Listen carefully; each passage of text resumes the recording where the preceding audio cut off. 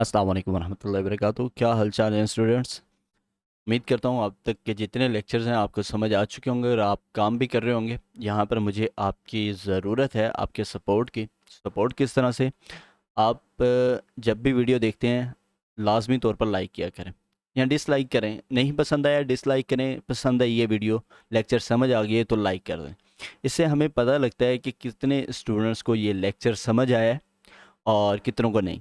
इसी के साथ जो भी आपका सवाल होता है या फिर आपके कोई सजेशन है या कहीं पर कोई पॉइंट्स, कोई भी एक पॉइंट आपको नहीं समझ आया तो वो कमेंट में जो है बता दिया करें।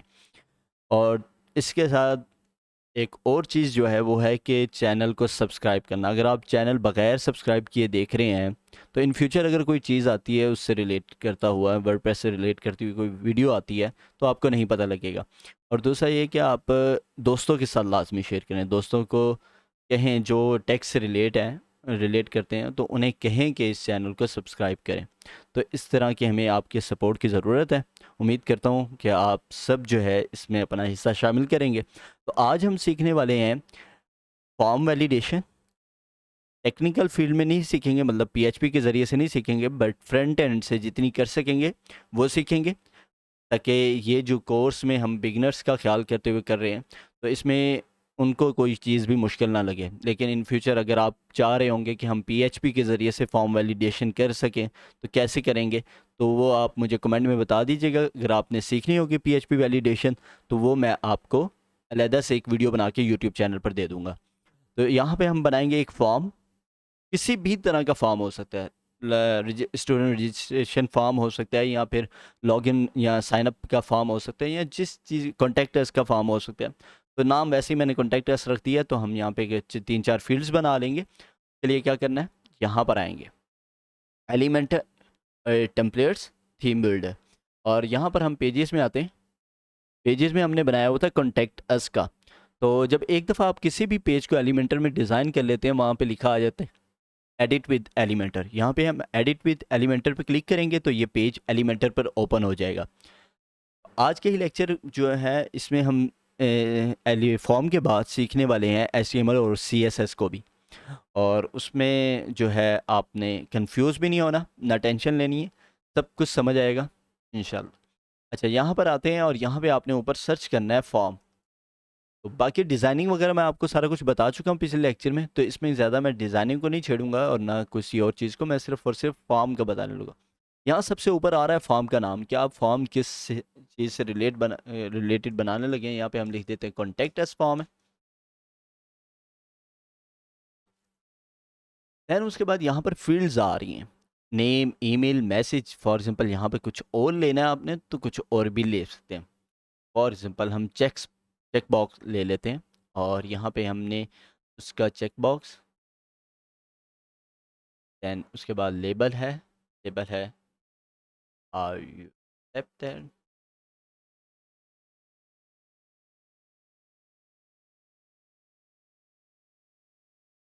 Accept the terms and conditions।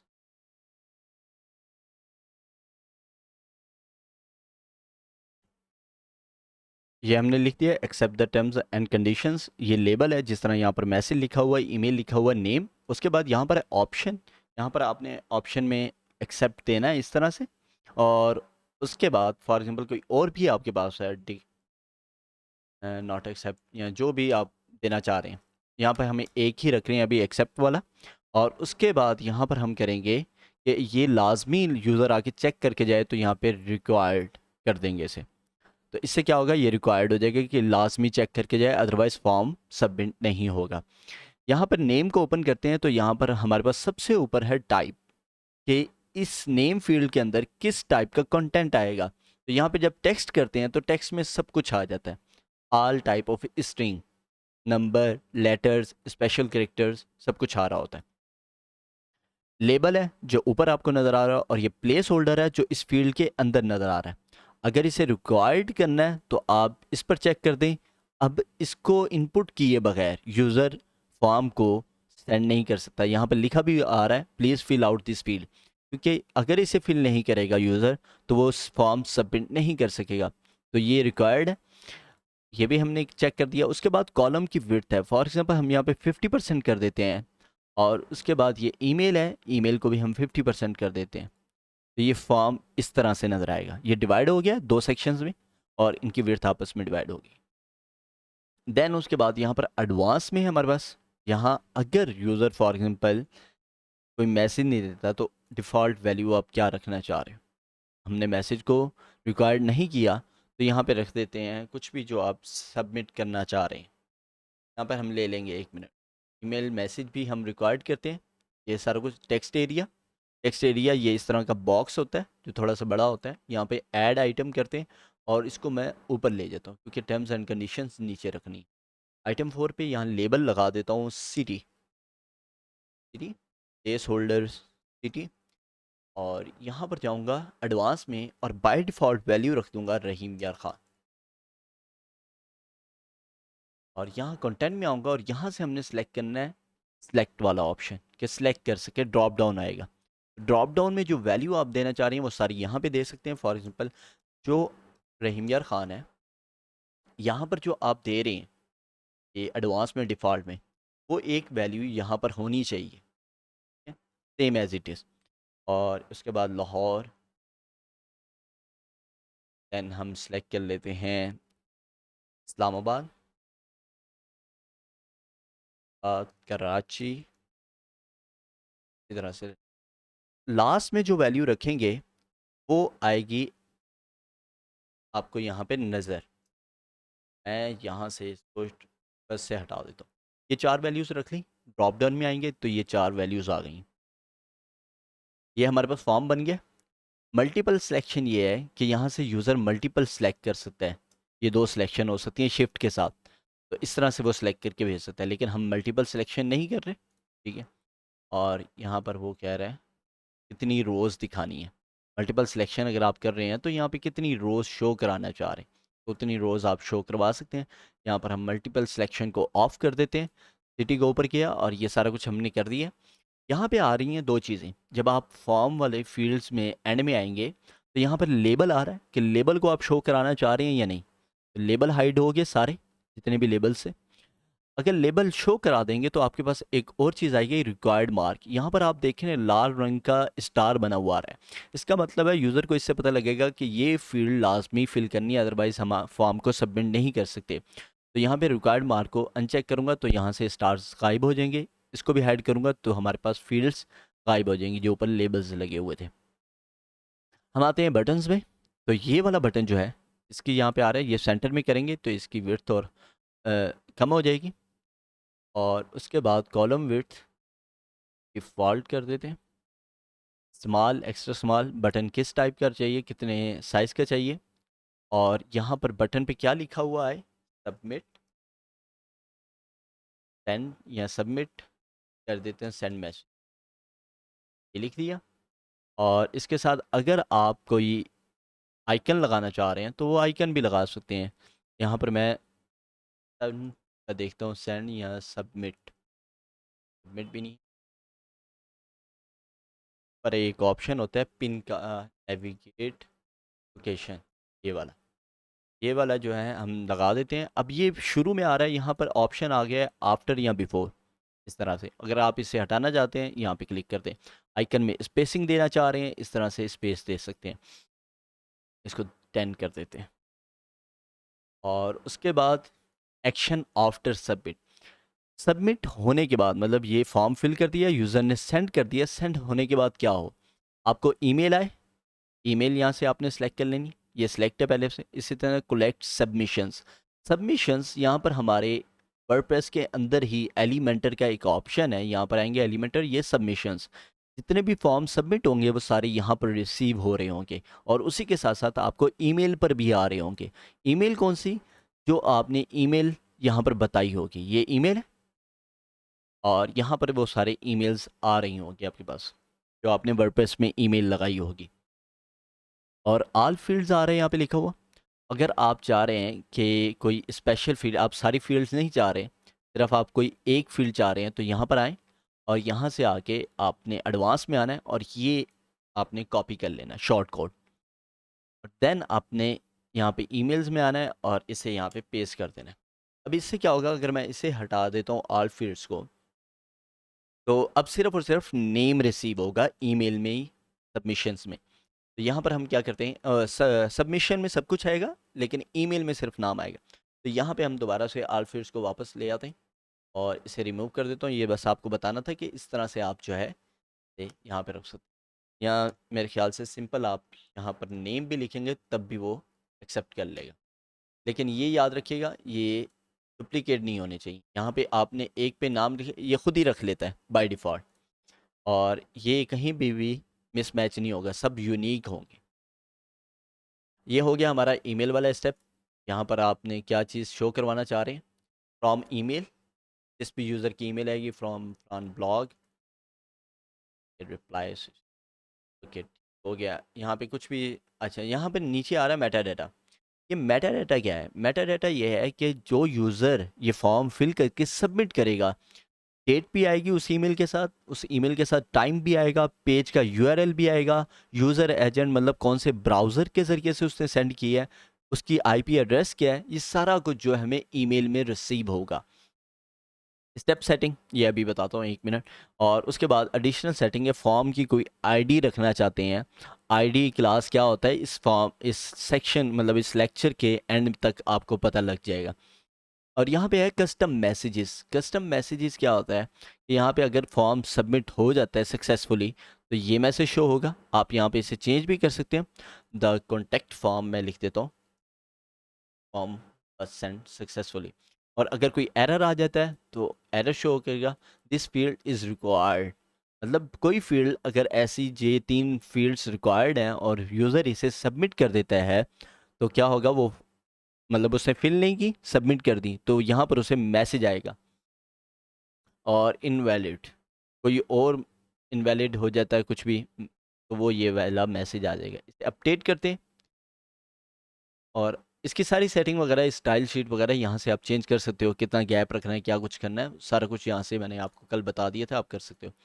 यहाँ पर आते हैं और हम कॉन्टेक्ट अस वाला पेज ओपन कर लेते हैं। फरहान सॉफ्ट स्किल्स/कॉन्टैक्ट,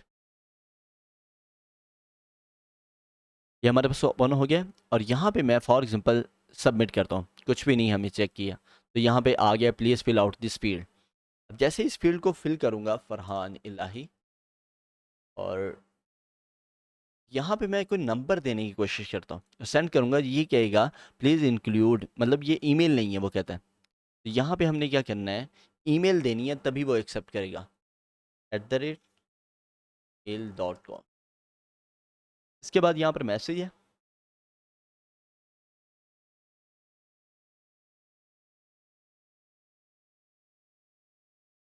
देन उसके बाद यहाँ से सिटी हमने सेलेक्ट करनी है। बाय डिफ़ॉल्ट अगर हम कोई भी नहीं सिलेक्ट करेंगे, रहीम यार खान सेलेक्ट होके वैल्यू आ जाएगी हमारे पास। तो यहाँ से चेंज करेंगे तो चेंज भी हो जाएगी। और उसके बाद सेंड करता हूँ, the contact form was send successfully.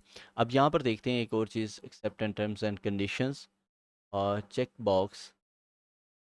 यहाँ पे सिलेक्ट एक्सेप्टेंस हमने गलत सिलेक्ट कर लिया था, इस वजह से एक बाय, तो एक्सेप्टेंस रिक्वायर्ड ये देना है। और उसके बाद एक्सेप्टेंस टेक्स्ट है हमारे पास एक्सेप्ट।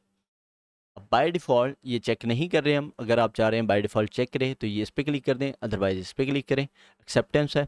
और उसके बाद हम इसे कर देते हैं अपडेट। अब जाते हैं यहाँ पे और हम बस लोकेशन चेंज करते हैं और ये सारा कुछ वैसे का वैसे जो पहले दिया था वही। हेलो, ये दूसरा फॉर्म है, पहला हमारा सबमिट हो चुका है। अब मैं सेंड करता हूँ तो ये सबमिट नहीं करेगा, एन एरर अकर्ड, क्यों, इससे चेक नहीं किया, इसे चेक कर लेते हैं। अब सेंड करते हैं, the contact form was send successfully.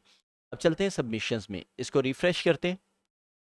एक तो हमारे फॉर्म्स यहाँ पर आएंगे, ये 2 आ चुके हैं, एक्शन स्टेटस सक्सेसफुली।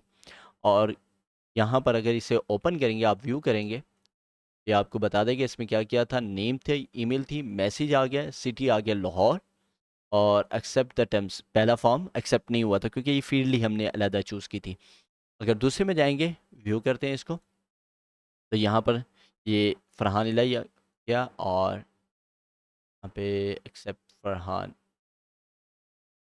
ये वाला अभी आया। Terms and conditions. और तो यहाँ पर दिखा ही नहीं रहा, लेकिन ये है कि हमारा फॉर्म जब हमने सबमिट किया था तब उसने बता दिया था कि आपका फॉर्म सबमिट नहीं हुआ। 2 सबमिशंस यहाँ पर आ चुके हैं, लेकिन अब ईमेल में जाके चेक करते हैं। सी पैनल में आएंगे, ईमेल को ओपन करता हूँ मैं। आपकी ईमेल सारी डिलीट हो चुकी है, तो आप बेशक अपनी जीमेल वाला एड्रेस यूज़ कर लेना, या फिर आप इस चीज़ को छोड़ भी सकते हो, कोई इशू वाली बात नहीं है। मैंने बस आपको दिखाना था ईमेल्स में कैसे आते हैं। तो यहाँ पे ऊपर हम लिखते हैं ईमेल्स, ईमेल अकाउंट्स, इसे ओपन कर लेते हैं। और उसके बाद फरहान, admin@फरहान, चेक ईमेल, ओपन। और उसके बाद यहाँ पर देख सकते हैं न्यू यूज़र रजिस्ट्रेशन। एक तो ये पहले हमारे पास कल जो हमने फरहान के नाम से एक ऑथर अकाउंट बनाया था वो आई हुई है मेल। और उसके बाद ये हमारे पास जो एलिमेंटर के ज़रिए से हमने फॉर्म फिल किया वो आ गया।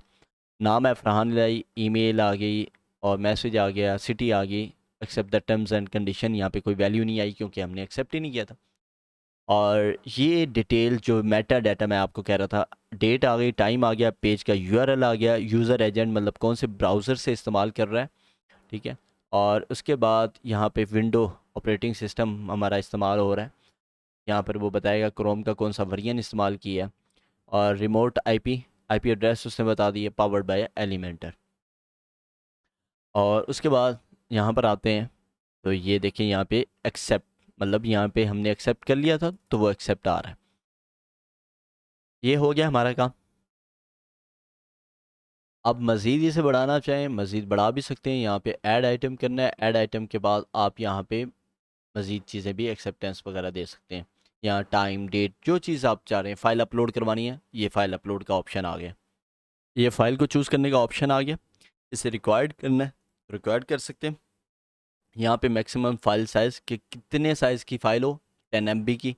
और अलाउड फ़ाइल टाइप, कि फॉर एग्ज़ाम्पल आप चाहते हैं कि सिर्फ जेपीजी की फ़ाइल अपलोड हो या पीडीएफ की हो या फिर डॉक्यूमेंट की हो, जो भी आप चाह रहे हैं फ़ाइल अपलोड हो उसकी सिर्फ एक्सटेंशन देनी है और कॉमा देते जाना है।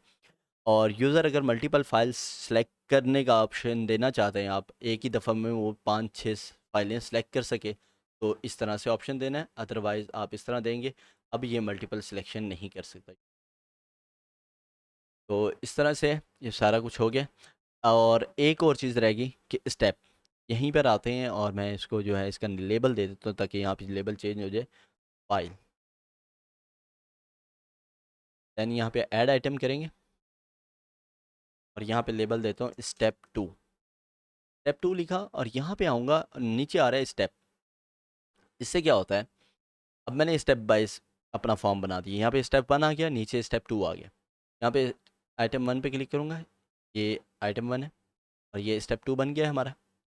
और उसके बाद यहाँ पर हमने लिखना है, यहाँ पर लिखते हैं ऐड आइटम। और अब यहाँ पर एक फील्ड ले लेता हूँ यूआरएल की, वेबसाइट। और इसे जो है हम ओके कर देते हैं, बस ठीक है, इतना ही करना था। अपडेट कर देते हैं। अपडेट करने के बाद अब जाके फॉर्म देखते हैं, इसको मैं रिफ़्रेश कर देता हूँ। अब जो फॉर्म है हमारा वो 2 स्टेप में डिवाइड हो गया है। अब पहला स्टेप क्या है कि आपने अपनी इन्फॉर्मेशन देनी है, इन्फॉर्मेशन दे दी और उसके बाद सिटी वगैरह सेलेक्ट कर ली, एक्सेप्ट कर लिया, फाइल को चूज़ कर लिया। यहाँ पर मैं कोई एक छोटी सी फाइल सेलेक्ट कर लेता हूँ, डाउनलोड में जाता हूँ और कोई भी ये वाली फाइल सेलेक्ट कर ली। उसके बाद इसको नेक्स्ट कर दिया, नेक्स्ट करूँगा, फिर दूसरी चीज़ जो मैंने नेक्स्ट स्टेप में बनाई थी वो यहाँ पे पूछ रहा है। इस तरह से आप मज़ीद स्टेप बढ़ा भी सकते हैं। website.com और अब आ रहा है हमारे पास सेंड मैसेज का ऑप्शन। प्रीवियस भी जा सकते हैं, नेक्स्ट भी जा सकते हैं और सेंड मैसेज, ये सेंड हो जाएगा। और इसके बाद हम ईमेल में आएंगे तो ये ईमेल में हमें रिसीव हो चुका होगा, ये आ चुका है। यहाँ पर देख सकते हैं आप, फाइल की लोकेशन हमें दे दी गई है कि फ़ाइल अपलोड होकर ये पड़ी हुई है, आप इसे देख सकते हैं। ये फ़ाइल डाउनलोड हो गई डायरेक्ट और ये, तो बाकी सारी डिटेल्स यहाँ पर आ गई। ये बताया जा रहा है यहाँ पे स्टेप 2 स्टार्ट हो गया था जिसमें उसने ये यूआरएल दी है। इस तरह से आप फॉर्म को स्टेप बाइज भी बना सकते हैं और वैलिडेशन भी कर सकते हैं। ये थोड़ी बहुत वैलिडेशन आपको बता दी कि फॉर्म खाली नहीं जाएगा, उसकी एक्सेप्टेंस होनी चाहिए, उसमें फाइल्स अपलोड होनी चाहिए, रिक्वायर्ड वगैरह कैसे करते हैं और कैसे उसकी विड्थ को कंट्रोल किया जाता है। यहाँ पे आप विड्थ किसी भी कम करेंगे दूसरा उसकी जगह पर आ जाएगा। तो इसी तरह से आप ये सारी फॉर्म बनाकर उसे वैलिडेट कर सकते हैं, चाहे आप कॉन्टैक्ट टेस्ट का बनाएं, स्कूल के रजिस्ट्रेशन का बनाएं, या फिर आप किसी भी चीज़ का फॉर्म बना लें। ये हमारे पास अब हम स्टार्ट करने लगे हैं HTML एंड CSS। अब जो है ना, आपने थोड़ा सा तहम्मुल और सब्र से काम लेना है। बहुत सारी ऐसी चीज़ें आएंगी बिगिनर्स के लिए जो वो कहेंगे पता नहीं ये क्या है, पता नहीं ये कहाँ से उस्ताद क्या सिखाई जा रहा है, सर क्या बताई जा रहे हैं। तो सिर्फ आपने सुनना है और थोड़ा सा गौर करना है, सारी चीज़ें इंशाल्लाह आपको समझ आ जाएंगी। बहुत कोशिश की है कि आपको सिंपल वे में सब कुछ बताया जाए रियल एग्जांपल के साथ। HTML बेसिकली है क्या? ये एक हाइपर टेक्स्ट मार्कअप लैंग्वेज है। हाइपर टेक्स्ट क्या होता है? जिस तरह एक सिंपल टेक्स्ट है, कोई भी टेक्स्ट है, ये जैसे आपके सामने लिखा हुआ है हाइपर टेक्स्ट मार्कअप लैंग्वेज, ये एक टेक्स्ट है। हाइपर में क्या होता है कि इमेजेस आ जाती हैं, वीडियोस आ जाती हैं, ऑडियोज आ जाता है और बहुत कुछ आ जाता है, जिसकी वजह से इसे हाइपर टेक्स्ट कहा जाता है। मार्कअप कहा जाता है डिज़ाइनिंग की वजह से, किसी भी चीज़ को जैसे हम हाईलाइट करते हैं, स्ट्रक्चर करते हैं, तो मार्कअप। और लैंग्वेज जो यहाँ पे इस्तेमाल हुआ है, कंप्यूटर के समझने के लिए स्पेशल लैंग्वेजेस तैयार की जाती हैं जिसको कंप्यूटर अंडरस्टैंड करता है, तो उसको प्रोग्रामिंग लैंग्वेजेस भी कहा जाता है। यहाँ पे ये जो है ये मार्कअप लैंग्वेज है। तो इसका पूरा नाम है हाइपर टेक्स्ट मार्कअप लैंग्वेज, जो कि डिस्क्राइब करता है कि वेब पेज कैसा होगा। जितना भी कंटेंट आपको वेब पेज के ऊपर नज़र आता है, जैसे कि अभी हमें यहाँ पे कॉन्टैक्ट अस का फॉर्म नज़र आ रहा था, ये जो हमारा फॉर्म है, यहाँ पर ये जो आपको लिखा हुआ नज़र आ रहा है, उसके बाद ये सारा कुछ आपको लिखा हुआ नज़र आ रहा है, ये इनपुट फील्ड्स बनी हुई हैं, तो ये सारा का सारा HTML की मदद से होता है। आपने तो बनाया एलिमेंटर की मदद से, लेकिन एलिमेंटर ने आपके लिए बैकएंड पे HTML लिख दी खुद से। इसको ऐसे समझें, HTML एक लाइक ढांचा है, स्केलेटन है, जिसमें सर होता है, आपको ढांचे में एक हेड नज़र आएगा, बाजू नज़र आएंगे, फिर उसका जो है सीना, छाती वगैरह आपको नज़र आएगी, टांगे नज़र आएंगी। तो ये सारा कुछ इसी तरह से जो हमारा ब्राउज़र है, वहाँ पर भी हमारे पास डेटा सारा पड़ा होता है। सिर्फ और सिर्फ टेक्स्ट, इमेजेस और वीडियोस किस तरह से नज़र आएंगी, वो बात की बात है। सिर्फ और सिर्फ एक तरतीब से हमारे पास डाटा पड़ा होता है, टेक्स्ट पड़ा होता है या इमेजेस पड़ी होती हैं। तो जो भी हमारे वेब पेज के ऊपर चीज़ें नज़र आ रही होती हैं, वो HTML की मदद से होती हैं। HTML ये जो ढांचा तैयार करता है, मतलब वेब पेज के ऊपर आपको जितना भी टेक्स्ट दिखाता है, उसको नाम दिया जाता है टैग्स का। टैग्स की मदद से वो बताता है कि कहाँ पर आपने किस टैग की मदद से आप इमेज लगा सकते हो। मतलब आपने शुरू में हेड लगाना है, फिर आपने बाजू लगाने हैं, फिर आपने जो है ना उसके टांगे लगानी हैं। तो इस तरह से HTML के टैग्स जो हैं वो बताते हैं कि कहाँ पर कौन सा टैग क्या काम करेगा, ये ब्राउज़र को बताते हैं। तो उसको HTML ने नाम दिया हुआ है टैग्स का, जिसके ज़रिए से हम डिफ़ाइन करते हैं कि हम क्या करने वाले हैं वेब पेज के ऊपर। तो टैग्स बेसिकली होता किस तरह का है? टैग का जो स्टार्टिंग होता है, वो एक एंगल ब्रैकेट होती है लेफ़्ट।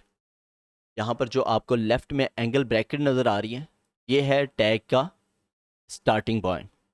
और उसके बाद टैग का नाम आता है यहाँ पे कि आप वेब के ऊपर क्या दिखाना चाह रहे हो। अगर तो आपने टेक्स्ट दिखाना है तो हम P ले लेते हैं, अगर इमेज दिखानी है तो हम IMG ले लेते हैं। तो ये मुख्तलिफ टैग्स होते हैं, इनकी पूरी लिस्ट आपको मिल जाएगी। और उसके बाद ये हमने ब्रैकेट देनी होती है, एंगल ब्रैकेट को बंद करना होता है। और इस पूरे एक हिस्से को, इस पूरे को हम एलिमेंट भी कहते हैं, और इसको कहा जाता है ओपनिंग टैग। HTML पूरे में जहाँ पर भी हम HTML का इस्तेमाल करेंगे, वहाँ पर आपको ये चीज़ मिलेगी कि उसका एक ओपनिंग टैग होगा, इसी तरह से उसका एक क्लोजिंग टैग होगा, सेम उसी तरह का होगा, उसी नाम के साथ होगा। अगर हमने यहाँ पे P लिया है तो यहाँ पर भी P लेंगे, और अगर यहाँ पर इमेज लिया है तो यहाँ पर भी इमेज लेंगे। लेकिन क्या फ़र्क होगा इन दोनों में? इससे पहले यहाँ पे स्लैश आएगी, और उसके बाद इन दोनों टैग्स के दरमियान जो चीज़ हम शो करवाना चाह रहे हैं वेब पेज के ऊपर, वो हम यहाँ पर कंटेंट की सूरत में देंगे। फॉर एग्जांपल यहाँ पे पी का टैग लिया था, तो दरमियान में मैं फरहान इलाही लिखूंगा, वो कंटेंट हमारे पास शो हो जाएगा।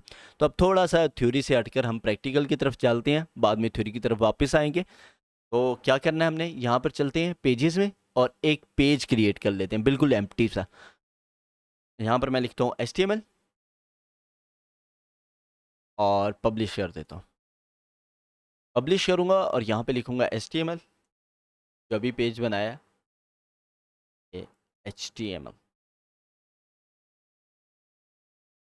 ये पेज आ गया। अब मैं इसको बिल्कुल खाली करना चाहता हूँ ताकि हेडर और फुटर भी ना आए मेरे पास। तो यहाँ पर बैक आता हूँ और यहाँ पे HTML पे क्योंकि एडिट करूँगा, यहाँ पे टेम्पलेट आ रहा है और यहाँ से एलिमेंटर कैनवास को चूज़ कर लूँगा। देन ये हमारे पास मुकम्मल खाली हो जाएगा पेज। अब मैं क्या करूँगा, जो मैंने आपको बात बताई है टैग वाली, यहाँ पे मैं एडिट करता हूँ। एडिट करने के बाद यहाँ पर हमारे पास ऑप्शन आ रहा है इस तरह से, और यहाँ पर ऑप्शन है हमारे पास लिखने का। तो डायरेक्ट लिखना नहीं है, यहाँ पे डायरेक्ट नहीं लिख सकते। डायरेक्ट लिखेंगे तो वो इसी तरह से शो करा देगा। फॉर एग्जांपल पी का टैग है पैराग्राफ लिखने के लिए, और यहाँ पे मैं लिखता हूँ फरहान इलाही और इसको क्लोज कर देता हूँ और इसको हम कर देते हैं अपडेट।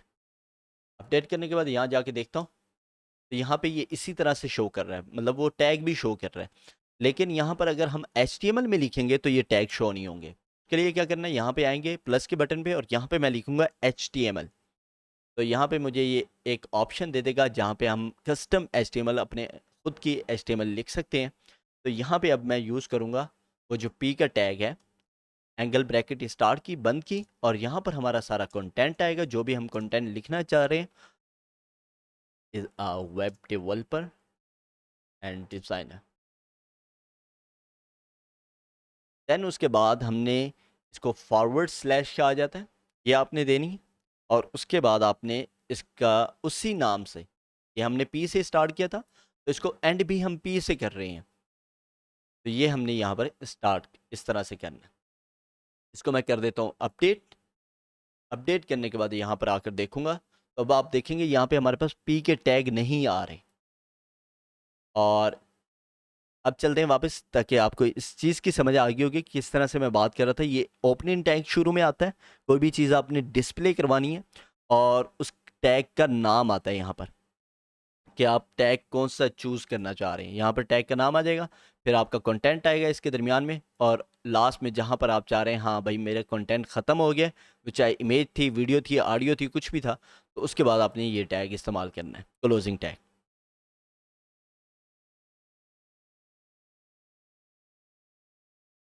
आज हम HTML की मदद में से क्या कुछ करने वाले हैं। एक तो हम बेसिक टेक्स्ट देखेंगे किस तरह से लिखा जाता है, लिंक्स कैसे लगती हैं HTML के ज़रिए से। वर्डप्रेस तो हमने कर लिया, सारा कुछ वर्डप्रेस में हो जाता है, आप ड्रैग एंड ड्रॉप करें आपको सारे ऑप्शंस मिल जाते हैं। लेकिन कर क्यों रहे हैं, अक्सर ऐसा होता है कि हमें जो हमारी रिक्वायर्ड होती है, जो चीज़ रिक्वायर्ड होती है वो चीज़ हमें नहीं मिल रही होती, तो हमें कस्टम अप्लाई करना पड़ता है HTML और CSS को। जैसे कि जब हमने इसका हेडर बनाया था और कलर चेंज नहीं हो रहा था हमारे पास, कि हमने हेडर बनाया था और इसमें टॉप पर जो हमने ईमेल दी थी इसका कलर चेंज नहीं हो रहा था, तो हमने क्या किया था वहाँ पे कस्टम CSS को अप्लाई किया था। इसी तरह से सम टाइम हमारे पास हमें टेबल बनाना होता है और हमारे डिज़ाइन का या हमारी रिक्वायर्ड फील्ड के मुताबिक टेबल नहीं मिल रहा होता। तो ये सारी चीज़ें मैं आपको इसलिए सिखा रहा हूँ कि आप कहीं कोई वेबसाइट बना रहे हैं तो आपको पता ही नहीं है कि HTML और CSS क्या होता है, और कहीं पर कोई मसला आ जाता है तो आप वो खुद से सॉल्व कर सकेंगे खुद की HTML और CSS लिख के। कि बेसिकली जो वर्डप्रेस आपके लिए काम कर रहा है वो खुद से HTML और CSS को जनरेट कर देता है। मतलब आप यहाँ पर कोई भी काम कर रहे हो ये ऐसे ही नहीं होगा, इसके पीछे बहुत सारी HTML और CSS उसने खुद जनरेट कर दी है। यहाँ पर आप देख सकते हैं ये सारी HTML लिखी हुई है और ये सारी CSS है, लेकिन आपने ये नहीं लिखी। ये किसने लिखी है, पेज बिल्डर जो हम इस्तेमाल कर रहे थे एलिमेंटर का। अगर एलिमेंटर को इस्तेमाल ना करते तो जो कोई और हम इस्तेमाल कर रहे होते तो वो हमारे लिए जनरेट कर देता है।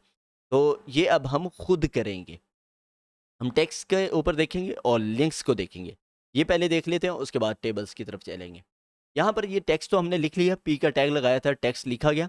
अब फॉर एग्जांपल मैं चाहता हूँ फरहान इलाही, सिर्फ जो फरहान इलाही है ना इसको बोल्ड करना चाह रहा हूँ। तो आप एक टैग के अंदर दूसरे टैग को दोबारा से लिख सकते हैं। यहाँ पर मैं इसे बोल्ड करना चाह रहा हूँ, बोल्ड करने के लिए आपने बी का टैग इस्तेमाल होता है यहाँ पे HTML के अंदर। अब कहाँ तक बोल्ड करना है, अगर मैं इसे क्लोज नहीं करूँगा तो क्या होगा, ये सारे के सारे टेक्स्ट को बोल्ड कर देगा। यहाँ पर आके चेक कर लेते हैं, ये देखें ये सारे के सारा टेक्स्ट बोल्ड हो गया। क्यों? इसका मैंने क्लोजिंग टैग नहीं दिया।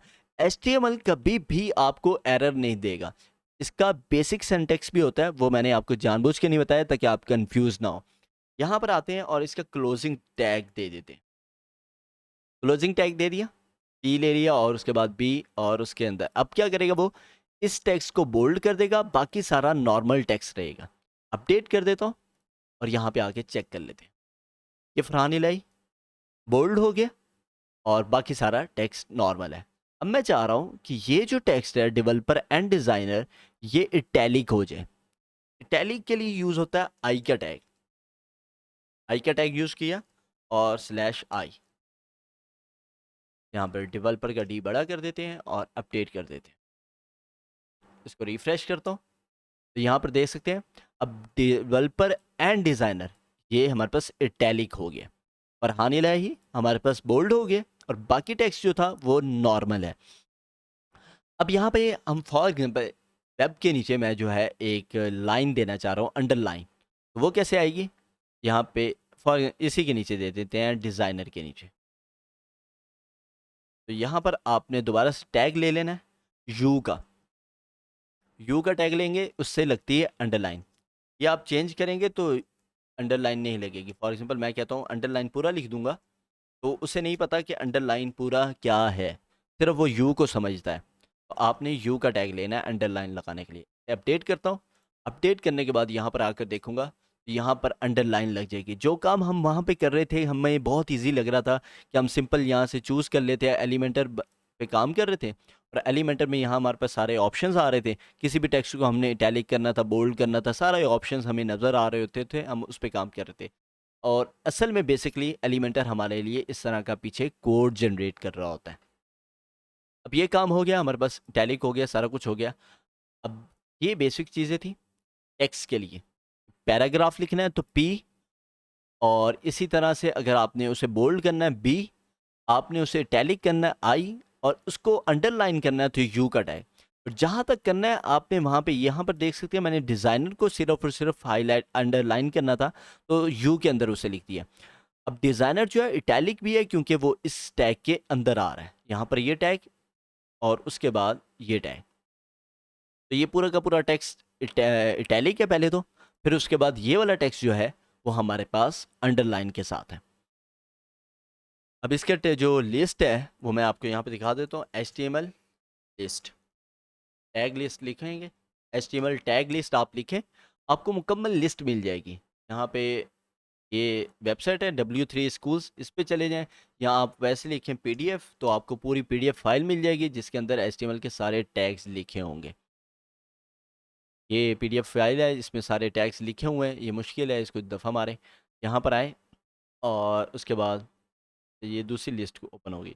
ये सारे टैग्स हैं, कैसे इस्तेमाल करना है ये सारा कुछ है। ये सारा आपने नहीं करना, नहीं आपकी ज़रूरत है, बस बता रहा हूँ कि अगर आप कोई देखना चाह रहे हैं कि कौन कौन से टैग्स मौजूद हैं, आपको कोई भी चीज़ याद रखने की ज़रूरत नहीं है। ये सबसे बड़ी मिस्टेक करते हैं बिगिनर्स, वो हर चीज़ को याद करने की कोशिश करते हैं।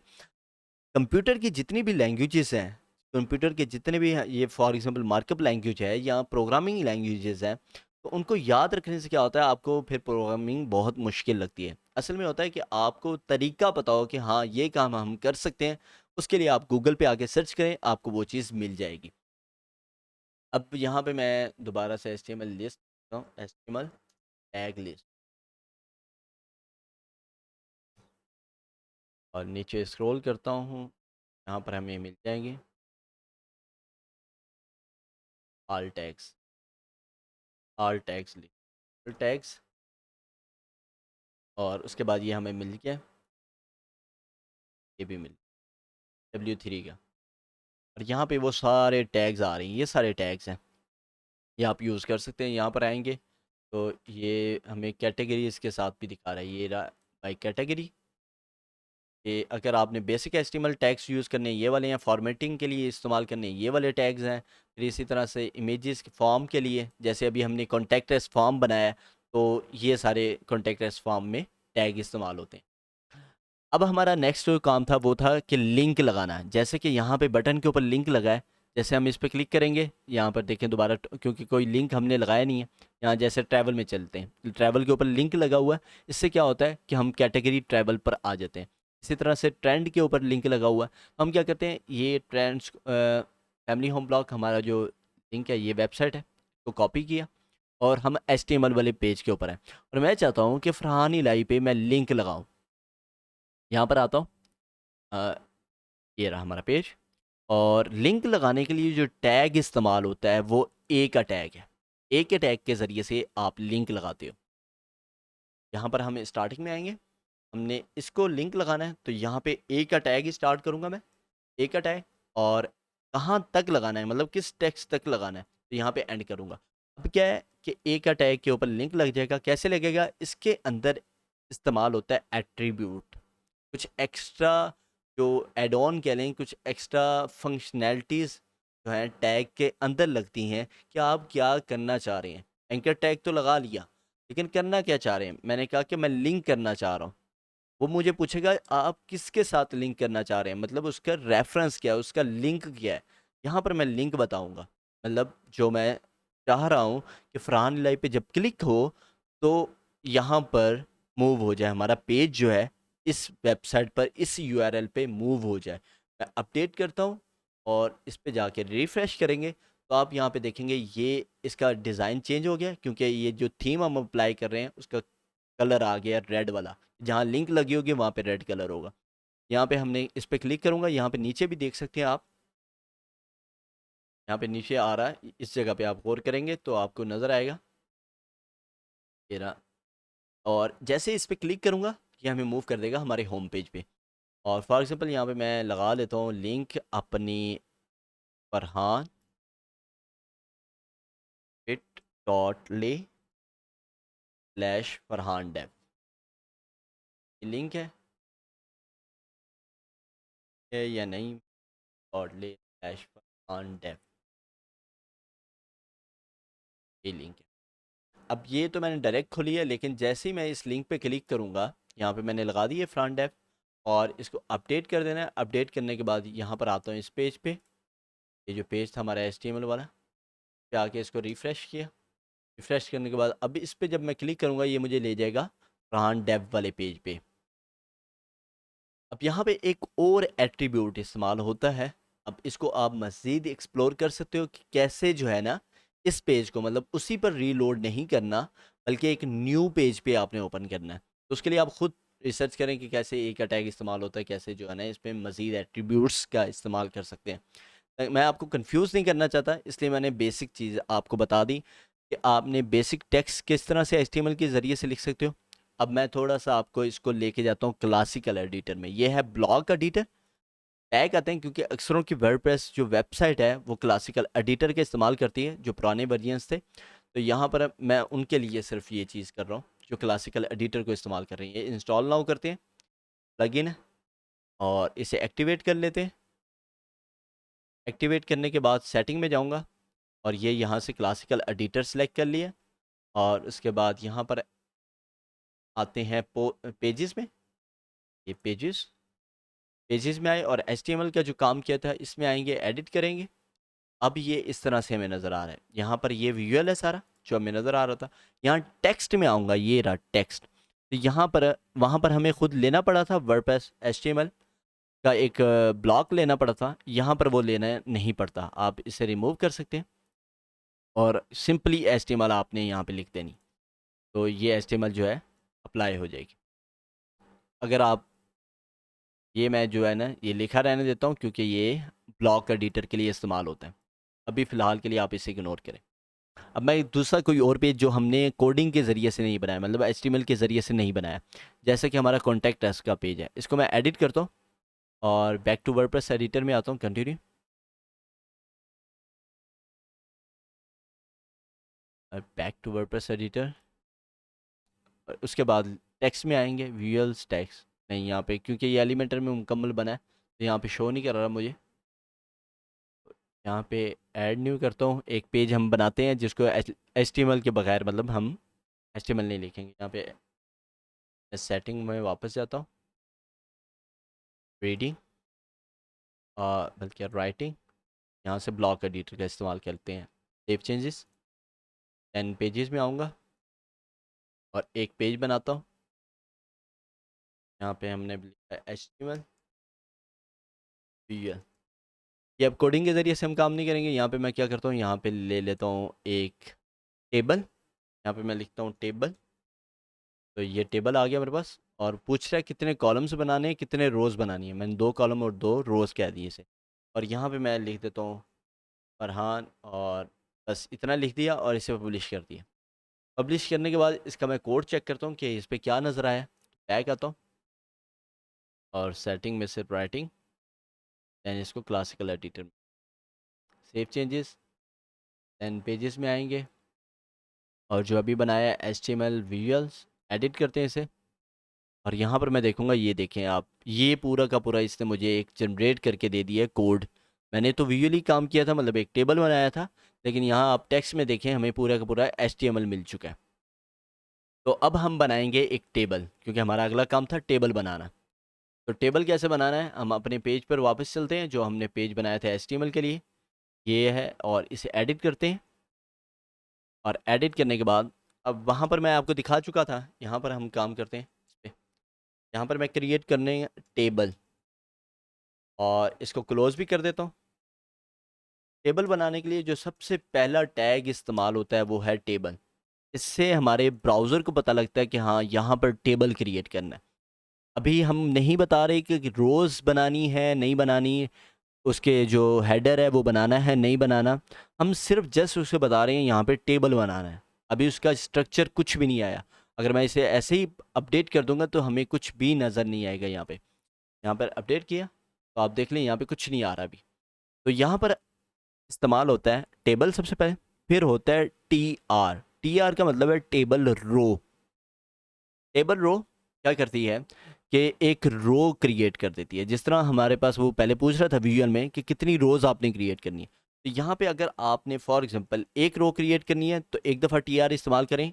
ओपनिंग एंड क्लोजिंग टैग लाजमी है। अगर एक दफ़ा मैंने TR को ओपन एंड क्लोज कर दिया, इसका मतलब एक रो क्रिएट होगी। अगर मैं इसे कॉपी करके सेकेंड रो बनाना चाह रहा हूँ तो 2। तो ये जितनी रोज़ आप बनाना चाह रहे हैं उतने TR का इस्तेमाल करेंगे आप।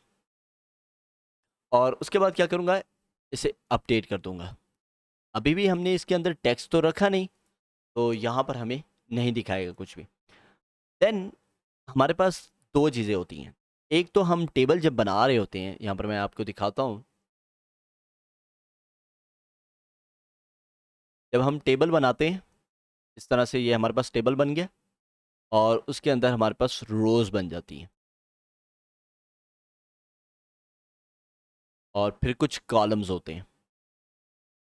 अब जब हम TR करते जा रहे हैं, जितना हम TR इस्तेमाल करेंगे उससे क्या होगा, हमारी रोज़ क्रिएट होती जाएंगी। अब अक्सर आपने टेबल्स में देखा होगा, जो हमारे पास फर्स्ट वाली होती है, जो हमारे पास फर्स्ट रो होती है, ये हेडिंग के लिए इस्तेमाल होती है। तो अब हम जो टैग इस्तेमाल करेंगे जिससे हमारे ब्राउज़र को पता लगेगा कि जो पहली रो है वो एज अ हेडर इस्तेमाल हो रही है, तो उसके लिए टैग इस्तेमाल होता है TH का। मतलब इस कॉलम को बनाने के लिए इसको TH करेंगे, TH, और ये भी TH। इससे क्या होगा, हमारे ब्राउज़र को पता लग जाएगा जो पहली रो है TR वाली, और उसके अंदर TH का इस्तेमाल करेंगे, उससे ब्राउज़र को पता लगेगा ये एज अ हेडर इस्तेमाल हो रही है। तो यहाँ पे चलते हैं हम, और यहाँ पर पहली जो TR है इसके अंदर मैं यूज़ करूँगा TH का इस्तेमाल। अब यहाँ पर हमने जैसे 3 कॉलम बनाए, 3 जो कॉलम बने थे, तो आप 3 दफ़ा अगर टैग इस्तेमाल कर लेंगे TH का, तो इसका मतलब आपने 3 कॉलम बना लिए। यहाँ पर मैं इस्तेमाल करता हूँ TH, और इसको ओपन किया, क्लोज कर दिया, और 3 कॉलम बनाने हैं तो मैंने क्या किया, TH को कॉपी किया, और ये गौर कर ले मैं इसके अंदर कर रहा हूँ, TR के अंदर, रो के अंदर ये काम कर रहा हूँ। बाकी ये 2 रो हमारी नीचे पड़ी हुई है। ये TR क्लोज हुआ और उसके अंदर ये हमारे पास TH है। जितने कॉलम बनाने हैं उतने ही हमने TH ले लिए। 3 कॉलम बनाने थे। पहले का नाम हमने रख दिया हैशटैग, मतलब सीरियल नंबर, और यहाँ पे रख दिया नेम, एंड थर्ड में हमने रख दिया एज। ये बन गया हमारे पास। और ये बनाने के बाद यहाँ पे हम जाके चेक कर लेते हैं, अपडेट करते हैं और इसको चेक कर लेते हैं। अब देख सकते हैं हमारे पास टेबल बन चुका है। यहाँ पे आ गया, 3 कॉलम्स आ गए, हेडिंग, नेम और एज। अब जो अगली बात हमने की थी कि हमारे पास जो टेबल है उसमें जो बाकी डाटा है, पहला तो टी एच हो गया। अब जहाँ पर आपने बाकी डाटा लाना है, यहाँ पर हमारे पास बाकी सीरियल्स आएंगे, जहाँ पर जितने भी हमारे पास कॉलम आती जाएंगी, रोज़ आती जाएंगी इस हिस्से में, वहाँ पर हमारे पास आ रहा होगा कि ये फर्स्ट है, ये सेकंड है, ये थर्ड है, तो जितना भी आ रहा है, और यहाँ पर नेम आएगा। इसको कहा जाता है टेबल डाटा। पहला था टेबल एच, मतलब टेबल हेडर, और बाकी जो है वो सारा कहलाता है टेबल डाटा। मैं अगेन बता रहा हूँ, इसको याद रखने की ज़रूरत नहीं है, ये सारा कुछ आपको इंटरनेट पर मिल जाएगा। आपने बस जाके सर्च करना है HTML टेबल, यहाँ पे फॉर एग्जांपल लिखता हूँ तो आपको ये सारे टैग सब कुछ मिल जाएगा। यहाँ पे W3 स्कूल की वेबसाइट आ गई है और यहाँ पे आपको ये सारा मिल जाएगा, ये रहे, ये सारा कोड मौजूद है। अच्छा, तो उसके बाद हमारे पास था कि हमने सेकंड रो में आना है, क्योंकि फर्स्ट रो में हमारा क्या आ गया, टेबल हेडर। अब सेकंड रो में आएंगे और यहाँ पे हम लेंगे TD का टैग। यहाँ पर मैं क्रिएट कर लेता हूँ TD, और TD को क्लोज करना है और इसके अंदर लिखूंगा 1, क्योंकि हमारे पास ये जो था ये सीरियल, ये पहला कॉलम है तो ये भी पहला कॉलम। तो यहाँ से हम इसको कॉपी कर लेते हैं और इसके अंदर पेस्ट पेस्ट, और यहाँ पे हमने नाम की जगह पे लिख दिया फरहान और एज रख दी हमने 24। तो अब यहाँ पर जो कॉलम्स बने हुए हैं इसी तरतीब से आपने डाटा इंटर करना है। यहाँ पर 3 कॉलम्स आ गए, यहाँ पे 3 कॉलम हेडिंग के, यहाँ पे डाटा के, और इसे अपडेट कर देते हैं। अपडेट करने के बाद इसे चेक करते हैं यहाँ पे आके, तो यहाँ पर देखें ये हमारे पास डाटा आ गया। ये बोल्ड नहीं है और लेफ्ट अलाइंड है, और जो हमारे पास टेबल हेडिंग थी वो सेंटर में है और बोल्ड है। और बाकी जितना डाटा इंटर करना है यहाँ पे, इसको मैं कॉपी कर लेता हूँ। ये 3 सेक्शंस हैं और तीसरी रो के अंदर, ये तीसरी रो जो बनाई थी इसके अंदर पेस्ट कर देता हूँ। और अब जो है मैं इसको 2 कर देता हूँ और यहाँ पे लिख देता हूँ अहमद, और फॉर एग्जाम्पल इसकी उम्र है 25, और इसे अपडेट कर दिया। दैन यहाँ आके रिफ्रेश करके देख लेते हैं, अपडेट नहीं हुआ, क्या आ गया, ये सेकंड। ये अब टेबल डाटा है, जितना डाटा आपने इंटर करना है वो सारा यहाँ पे TD के अंदर आएगा। जितनी रोज़ लेनी है, फॉर एग्जांपल एक न्यू रो लेनी है आपने टेबल के अंदर, ये देखें ये सारा काम पहले तो टेबल के अंदर हो रहा है, फिर उसके बाद जो रो बनाते जा रहे हैं TR का टैग ले रहे हैं, फिर TR के अंदर हम टेबल डाटा का टैग लेते हैं। TR लिए एक न्यू रो बनाने के लिए, और TR को बंद किया, और इसके अंदर हमने इंसर्ट करना है। फॉर एग्जांपल यहाँ पे आके लिखते हैं TD, यही वाला मैं कॉपी कर लेता हूँ, कॉपी किया और यहाँ पर पेस्ट कर दी। पेस्ट करने के बाद यहाँ पे 3 कर दिया और इसे कर दिया 18,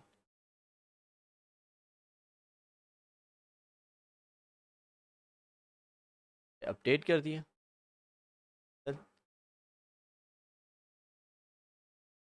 यहाँ पे रिफ्रेश किया, ये तीसरी रो आ गई हमारी।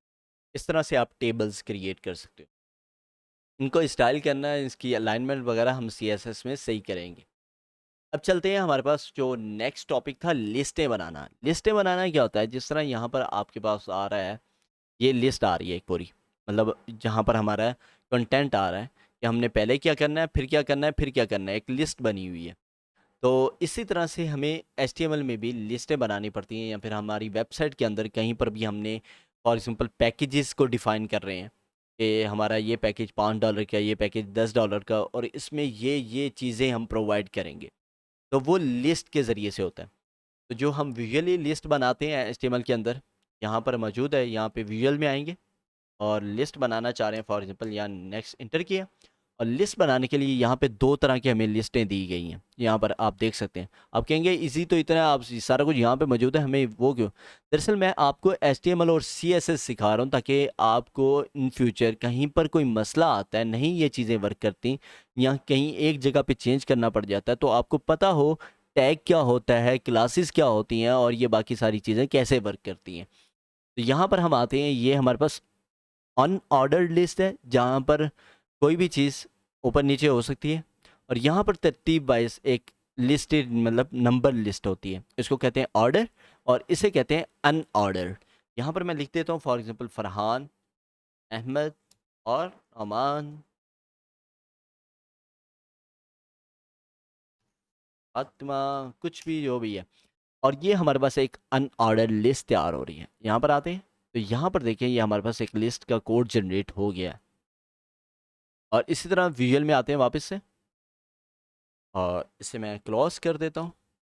और यहाँ पे हम ऑर्डर लिस्ट ले लेते हैं। फॉर एग्जांपल हम कहते हैं सबसे पहले आपने लॉगिन करना है, देन आपने डैशबोर्ड को ओपन कर, डैशबोर्ड में आना है और अपीयरेंस में जाना है। फॉर एग्जांपल अपीयरेंस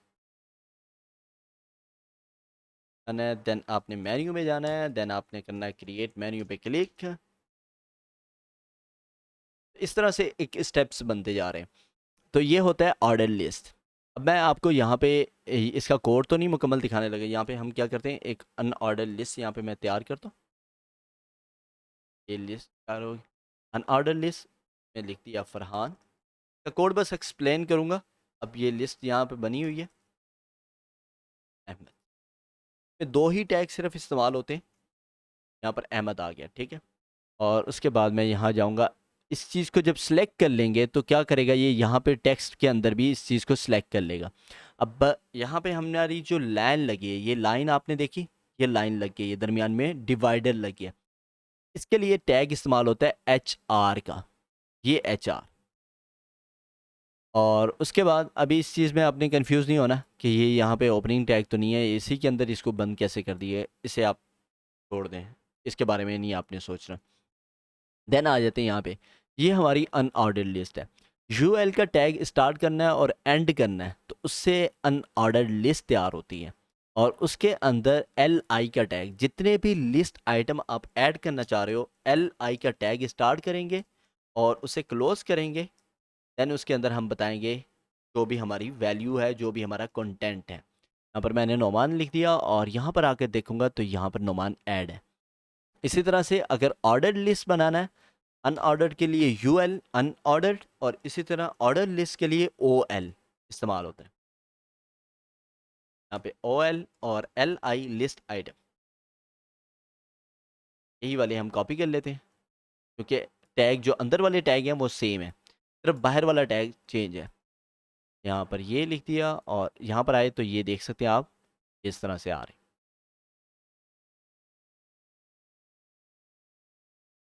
यहाँ पर हम क्या करते हैं, इसे क्या OLO,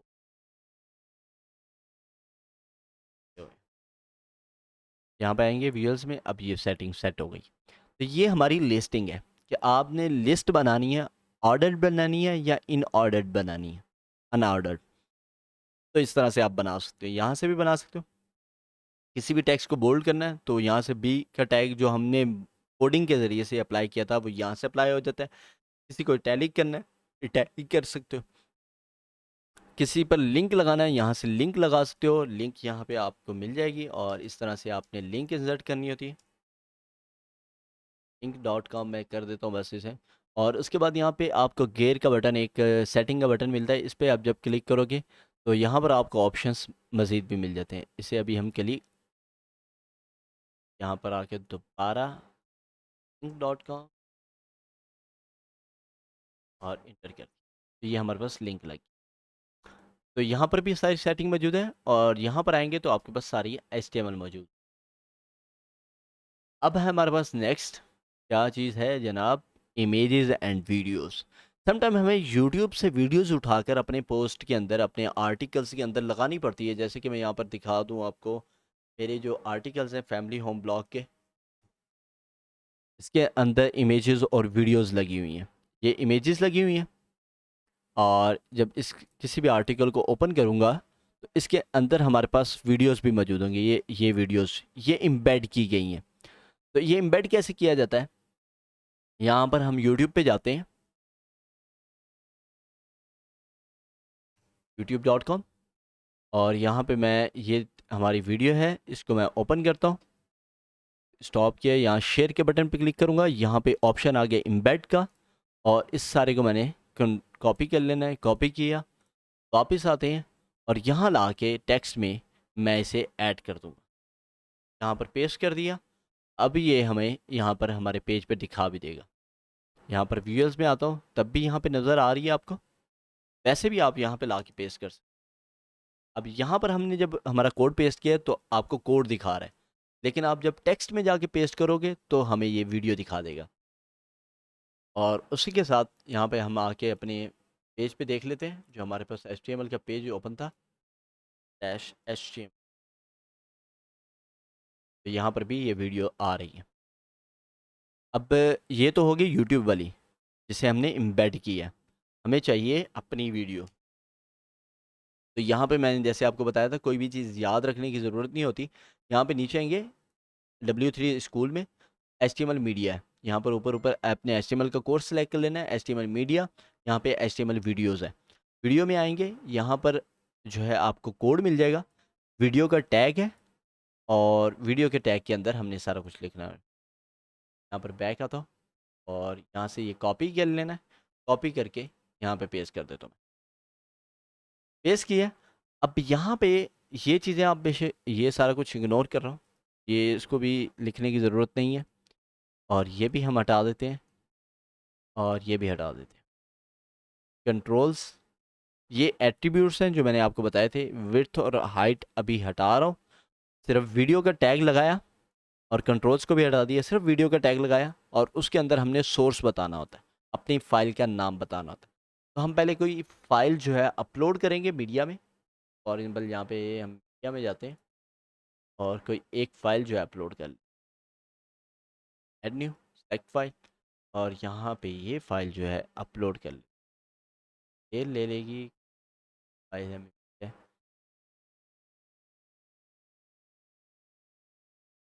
ये छोटा सा क्लिप है, इसको मैंने अपलोड कर लिया। ये अपलोड हो रहा है। चलते हैं वापस से अपने पेजेस पे, अपलोड हो जाएगा। जैसे उसका हमें लिंक भी लेना है। ये अपलोड हो चुका होगा। चलिए फ़िलहाल हम इमेज लगा लेते हैं पहले तो। यहाँ इमेज का लिंक ले लेना है। इमेज में आएंगे, और यहाँ पे हमें कॉपी URL टू क्लिपबोर्ड, इस लिए इमेज का लिंक कॉपी हो गया। पेजेस में आते हैं, दैन HTML में जाएंगे, इसे एडिट करते हैं। एडिट करने के बाद मैं टेक्स्ट में आ गया हूँ, और टेक्स्ट में लास्ट में आऊँगा। ये आई फ्रेम को हटा देता हूँ। यहाँ पे हमने पेस्ट करना है, इमेज लिखना है। इमेज लगाने के लिए इमेज का टैग इस्तेमाल होता है, और इसका जो क्लोजिंग टैग है, अब HTML में ना टैग को क्लोज करने के दो तरीके हैं। एक तो मैंने आपको बताया कि जिस टैग से आप स्टार्ट कर रहे हो उसी टैग से आपने एंड कर देना है, ये मोस्टली इस्तेमाल होगा। लेकिन कुछ टैग ऐसे हैं HTML में जो कि सेल्फ क्लोजिंग टैग इनको कहा जाता है, कि ये खुद ही बंद मतलब अपने ही टैग के अंदर बंद हो जाते हैं, जो ओपनिंग टैग होता है। तो इन्हें स्टार्ट किया, जैसे सिंपल टैग कोई भी आप स्टार्ट करते हो, ओपनिंग टैग इस्तेमाल किया। ओपनिंग टैग की जो ब्रैकेट है, जहाँ पे ब्रैकेट एंड हो रही है, उससे पहले आपने फॉरवर्ड स्लैश देनी। और यहाँ पर हम बताएंगे सोर्स, कि हम इमेज लगाना चाह रहे हैं, लेकिन इमेज का सोर्स क्या है। सोर्स में हमने लिंक देना होता है, इक्वल टू का और डबल कोटेशन मार्क, और उसके अंदर आपने इमेज का सोर्स बताना है। अपडेट करते हैं इसे। अपडेट करने के बाद यहाँ जाके चेक कर लेते हैं। अब वीडियो हटा दी, हमने ये लगा दी, ये लग चुका है। और यहाँ पे ना हमारी वीडियो अपलोड नहीं हुई। हम इंटरनेट से कोई भी वीडियो सेलेक्ट कर लेते हैं। इसका मैंने URL ले लेते हैं, हम देख लेते हैं इसका URL क्या है, ताकि हमें ये वीडियो लगा सके।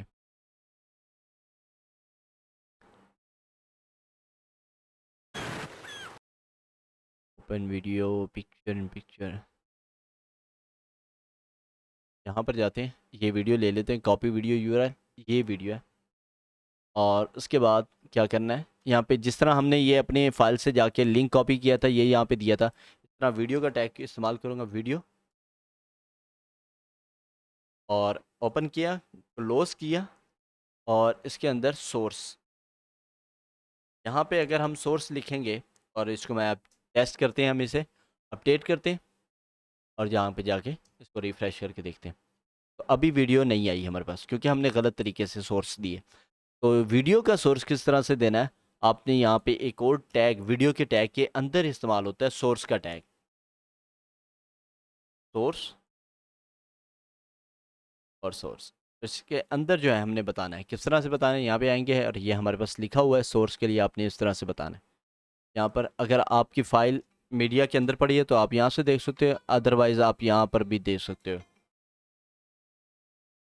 यहाँ पर हम वो वाला लिंक देते हैं जो अभी यूट्यूब से कॉपी किया है, ये यूट्यूब से वीडियो लगा रहे हैं। अगर आपके पास अपनी मीडिया में कोई फ़ाइल पड़ी है उसका लिंक कॉपी करके यहाँ पेस्ट कर दें, वो भी फाइल लग जाएगी। अपडेट कर देते हैं तो यहाँ पे जाके रिफ़्रेश करते हैं, रिफ़्रेश पे media controls and then width और हाइट। विड्थ बतानी है, विड्थ है फॉर एग्जांपल 720 और हाइट है जनाब वीडियो की 405 और इसे अपडेट किया। अब जाके चेक करते हैं इसे। अब ये लग चुकी है यहाँ पे, इसको प्ले करूँगा, कंट्रोल्स वगैरह नहीं आ रहे। कंट्रोल्स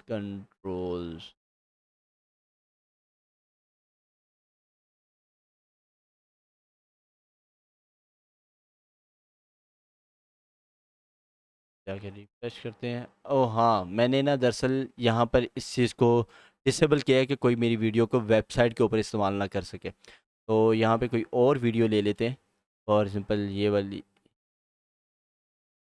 और इसको मैं कॉपी करता हूँ और देन यहाँ जाके, क्योंकि मैंने इस पर रिस्ट्रिक्शन लगाई हुई है, और यहाँ पर ला के इसे पेस्ट कर देते हैं। पेस्ट करने के बाद अपडेट किया। अपडेट के बाद अब चेक करते हैं, यहाँ पर इसकी भी नहीं शो हो रही। ये हमने सिंपल टैग ले लिया है वीडियो का, और पहले जो हम लगा रहे थे यूट्यूब से, दरअसल यूट्यूब की जो भी वीडियो या कहीं से भी आप वीडियो ला के लिंक के ज़रिए लगानी है तो वो एम्बेड करनी होती है, और वीडियो के टैग के अंदर जो सोर्स में लगेगी वीडियो, वो आपके पास जो लोकल में पड़ी होगी, जो आपके स्टोरेज में पड़ी होगी, वो लगेगी। तो यहाँ पर मैंने मीडिया में एक वीडियो अपलोड की हुई है, और ये एक उर्दू तर्जमा है सूरत का। इसका कॉपी यूआरएल करेंगे, फिर क्लोज़ करते हैं, देन हम चलते हैं पेजेस में, और यहाँ पर एडिट, ये HTML का टैग यहाँ पे लास्ट में आके सोर्स के टैग के अंदर हमने लिखना है SRC source equal to double quotation mark, और इसके अंदर पेस्ट कर देनी है लिंक। अपडेट कर देते हैं इसे, दैन यहाँ पर आते हैं, रिफ़्रेश करते हैं। अभी नहीं आ रही, क्यों? और क्योंकि हमने ये आ गई है, और इसके बाद इसको चलाते हैं। यहाँ पे कोई प्ले का बटन नहीं आ रहा और बाकी चीज़ें नहीं आ रही। वो कैसे आएगा? यहाँ पे हमने जाना है और कंट्रोल्स लिखना है वीडियो के अंदर, कंट्रोल्स। इससे हमारे पास सारे कंट्रोल्स आ जाएंगे। अपडेट करते हैं और इसे दोबारा से चलाते हैं, तो ये कंट्रोल्स आ गए हैं, ये अब चल जाएगी। और यहाँ पर ये हमारे पास बाकी ऑप्शंस आ गए हैं सारे इस वीडियो को कंट्रोल करने के लिए। तो जैसे मर्जी अब इसको चलाएं। ये हमारी वीडियो और इमेजेस लग गई। अब इमेज के अंदर कल हमने एक एसईओ के अंदर सीखा था, जब एसईओ की थी, सेकंड लास्ट लेक्चर में गालबन हमने की थी एसईओ। तो उसमें आल टैग लगता था इमेज का, हम बताने के लिए कि इमेज में बेसिकली है क्या, तो उसमें लगाते होते थे आल टेक्स्ट। तो यहाँ पर जब हमने HTML की मदद से लगाना है तो यहाँ पे सिंपल लिखना है ALT आल्ट और इक्वल टू कोटेशन मार्क, और उसके अंदर आपने बताना है जो भी है। फॉर एग्जांपल मैं ये वाला उठाता हूँ, ये चीज़, और यहाँ पे आल टैग में लगा दी। यहाँ पे अपडेट करते हैं, यहाँ पे आके रिफ़्रेश करेंगे। अब यहाँ पे ब्राउज़र में हमें कहीं नहीं नज़र आएगा आल टैग, ये असल में सर्च इंजन को पता लगता है। यहाँ पे हम रिफ़्रेश करते हैं, इंस्पेक्ट में जाके देखते हैं तो यहाँ पे लिखा होगा आल टैग जैकबॉन्स। तो ये हमारी होगी HTML, जिसमें हमने बेसिक चीज़ें सारी देख ली हैं। और अगेन बता दूं, इसको याद करने की ज़रूरत नहीं है। यहाँ पे आके लिखें HTML, और उसके बाद जो भी चीज़ आप बनाना चाह रहे हैं HTML की मदद से, टेबल बनाना है HTML टेबल लिखें, लिस्ट बनानी है HTML लिस्ट लिखें, आपको सब कुछ मिल जाएगा। यहाँ पे HTML इमेज लिखेंगे तो आपको HTML इमेज मिल जाएगा, मतलब टैग वगैरह मिल जाएंगे। W3 स्कूल एक सबसे बेस्ट वेबसाइट है जहाँ जाके आप सर्च सीख सकते हो। तो ये देखें, जो चीज़ हमने काम किया है वो सारा कुछ यहाँ पे। ये लाजमी नहीं कि आल्ट का टैग पहले ही देना है, सोर्स का बाद में देना है, जहाँ मर्जी यूज़ कर ले, लेकिन करना इमेज के टैग के अंदर है। ये होगी हमारी HTML कंप्लीट। अब आते हैं जनाब CSS। CSS क्या है? Stand for cascading style sheet.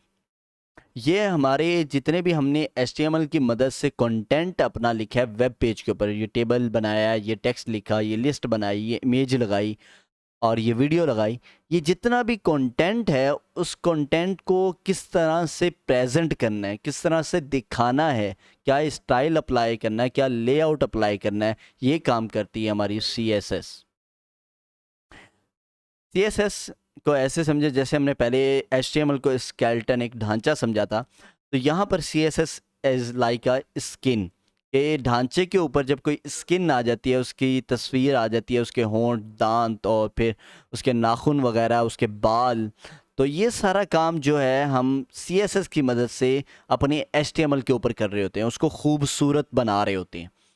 तो यहाँ पर जो हमारा CSS का काम है, is use to define styles for your web pages.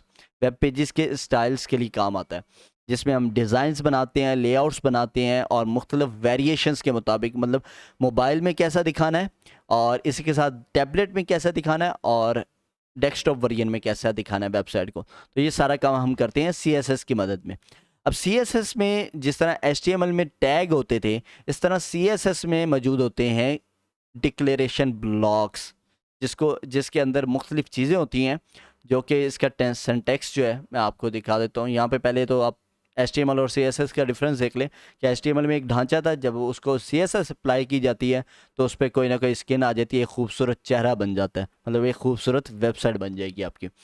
तो मैं एक आपको वेबसाइट भी दिखा देता हूँ। ये हमारे पास वेबसाइट है, इसमें यहाँ पर ये हमारे पास एक पेज है और इस पे अगर हमने CSS अप्लाई नहीं की, CSS अप्लाई नहीं की तो क्या होगा कि हमारे पास ये कुछ इस तरह से टेक्स्ट सिर्फ नज़र आएगा।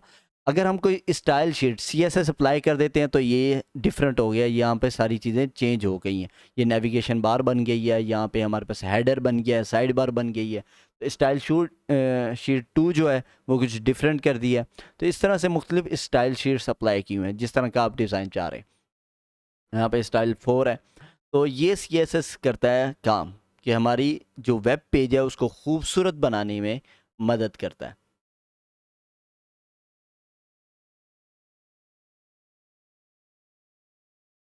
अब इसका सिंटैक्स कुछ इस तरह से होता है। सबसे पहले आता है सिलेक्टर। सिलेक्टर में है हमारे पास ये HTML का टैग जो हमने इस्तेमाल किए थे, P का टैग हो गया हमारे पास, जो ये जितने भी टैग्स हैं, जो स्टार्टिंग टैग्स होते हैं, ये हम यहाँ पर इस्तेमाल कर सकते हैं। ये इस चीज़ में सिलेक्टर में सबसे पहले आपने देना होता है सिलेक्टर कि किस चीज़ को सिलेक्ट कर रहे हो। देन हमारी ब्लॉक जो है, डिक्लेरेशन ब्लॉक, वो स्टार्ट होता है। ये हमने कर्ली ब्रेसेस जो है वो इस्तेमाल करनी होती है, एक स्टार्टिंग और एक एंडिंग, और इसके दरमियान हमारे पास आती है सबसे पहले प्रॉपर्टी। कोई भी हो सकती है, वो कलर हो सकता है, बैकग्राउंड कलर हो सकता है, वो फ़ॉन्ट साइज़ हो सकता है, फ़ॉन्ट फैमिली हो सकता है, मुख्तलिफ चीज़ें हैं। वो अभी करके देखेंगे, साथ साथ आपको पता लग जाएगा। उसके बाद होता है कि उस प्रॉपर्टी की वैल्यू, और इन दोनों को सेपरेट करने के लिए, प्रॉपर्टी और वैल्यू को सेपरेट करने के लिए दरमियान में इस्तेमाल होता है कॉलन और एंड में इस्तेमाल होता है सेमी कॉलन। तो ये चीज़ें ऐसे ही इस्तेमाल होनी है कि सबसे पहले सिलेक्टर आना है, फिर कर्ली ब्रेसेस आनी है, उसके अंदर प्रॉपर्टी आनी है और डिक्लेयर, ये यहाँ पे कॉलन, अगर कॉलन यूज़ नहीं करेंगे तो स्टाइल अप्लाई नहीं होगा। इसको सिंपल वे में अगर हम समझें तो ऐसे समझें, हमारे पास ये एक इंसान जो है, इस पर हमने कहीं पर कोई स्टाइल अप्लाई करना है। फॉर एग्जांपल मैं कहता हूँ इसके जो बाजू है, ये बाजू है और इस पे हमने स्टाइल अप्लाई करना है, ये दो बाजू आगे। तो यहाँ पर सिलेक्टर में समझें, यहाँ पे हमने सेलेक्ट कर लिया बाजू। अब मैं कहता हूँ इन बाजुओं पे स्किन अप्लाई करनी है, तो यहाँ पे उसकी प्रॉपर्टी आ जाएगी स्किन, या इस यहाँ पे हमने कलर अप्लाई करना है, मतलब स्किन को ले लें कलर। तो यहाँ पे जब हम कलर अप्लाई कर देंगे तो वो हमसे पूछेगा कि आप कलर कौन सा अप्लाई करना चाह रहे हैं। मतलब यहाँ पे जब हमने कलर इस्तेमाल करना है तो कलर हम कहते हैं कि जनाब इसका हमने करना है ग्रे करना है, या इसका मिट्टी वाला कलर जो भी होता है वो इस्तेमाल करना है। तो मतलब उसकी वैल्यू पहले हमने सेलेक्ट करना है कि हम स्टाइल अप्लाई कहाँ करने लगे, और फिर क्या चीज़ अप्लाई करनी है वो बतानी है, मतलब प्रॉपर्टी, और उस प्रॉपर्टी की वैल्यू बतानी है कि मतलब किस तरह का कलर करना चाह रहे हैं। तो यहाँ अभी हम करके देखते हैं लाइव कि किस तरह से ये सारा कुछ अप्लाई होता है। अच्छा, यहाँ पे हमारे पास लिंक लगा हुआ है अहमद के ऊपर, और इसका जो बाय डिफ़ॉल्ट कलर है थीम की तरफ से, ये रेड आया हुआ है यहाँ पे। इसको अब हम चेंज करते हैं, देखते हैं कैसे चेंज करेंगे। यहाँ पर हम आएंगे और यहाँ पर जहाँ लिंक लगा है, ये लिस्ट है और ये वाली लिस्ट है LI, और यहाँ पर अहमद पर हमारे पास लगा हुआ है लिंक। अब हमने अहमद का कलर चेंज करना है, तो क्या कर सकते हैं हम, ए के टैग के अंदर आएंगे, ये मैं हटा देता हूँ, इसको इटैलिक नहीं करते हम। आई से भी इटैलिक होता है, ई से भी होता है, EM से भी होता है, बट यहाँ पे ए के टैग के अंदर आएंगे क्योंकि ए की वजह से इसका कलर जो है चेंज है। यहाँ पे आप राइट क्लिक करें, इंस्पेक्ट एलिमेंट खोल लें, ये सिलेक्ट हो चुका है। यहाँ पर आप इसको सिलेक्ट करेंगे, देन आप इस चीज़ को सिलेक्ट करेंगे, तो ये आपको यहाँ पे ये सिलेक्ट हो गया। देन यहाँ पे कलर दिखा रहा है। अब यहाँ से आप कलर इसके चेंज करके देख सकते हो, जो आपने रखना है वो कलर सिलेक्ट करो। ये सिलेक्ट कर लिया, इसका कोड पकड़ लिया, इसका कोड पकड़ा है, और अब यहाँ पे अब क्या करना है हमने, वो यहाँ पे बताएगा कहाँ पे आप चेंज करो। ये यहाँ पर चेंज हो चुका है इसका कलर, और यहाँ पर हमने जो सिलेक्ट किया हुआ है, यहाँ पर देखें कलर जहाँ पे चेंज किया है, ये ए का टैग है, वो ए का बता रहा है।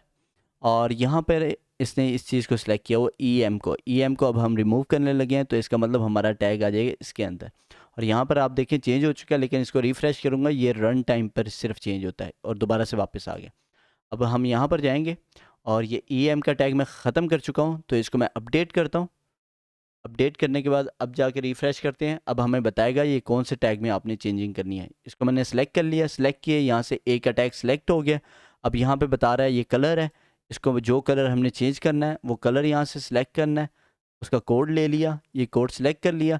यहाँ से हमें पता लगेगा हमने कौन से टैग पे जाके स्टाइल अप्लाई करना है। तो यहाँ पर आते हैं ए के टैग में, ये ए का टैग है।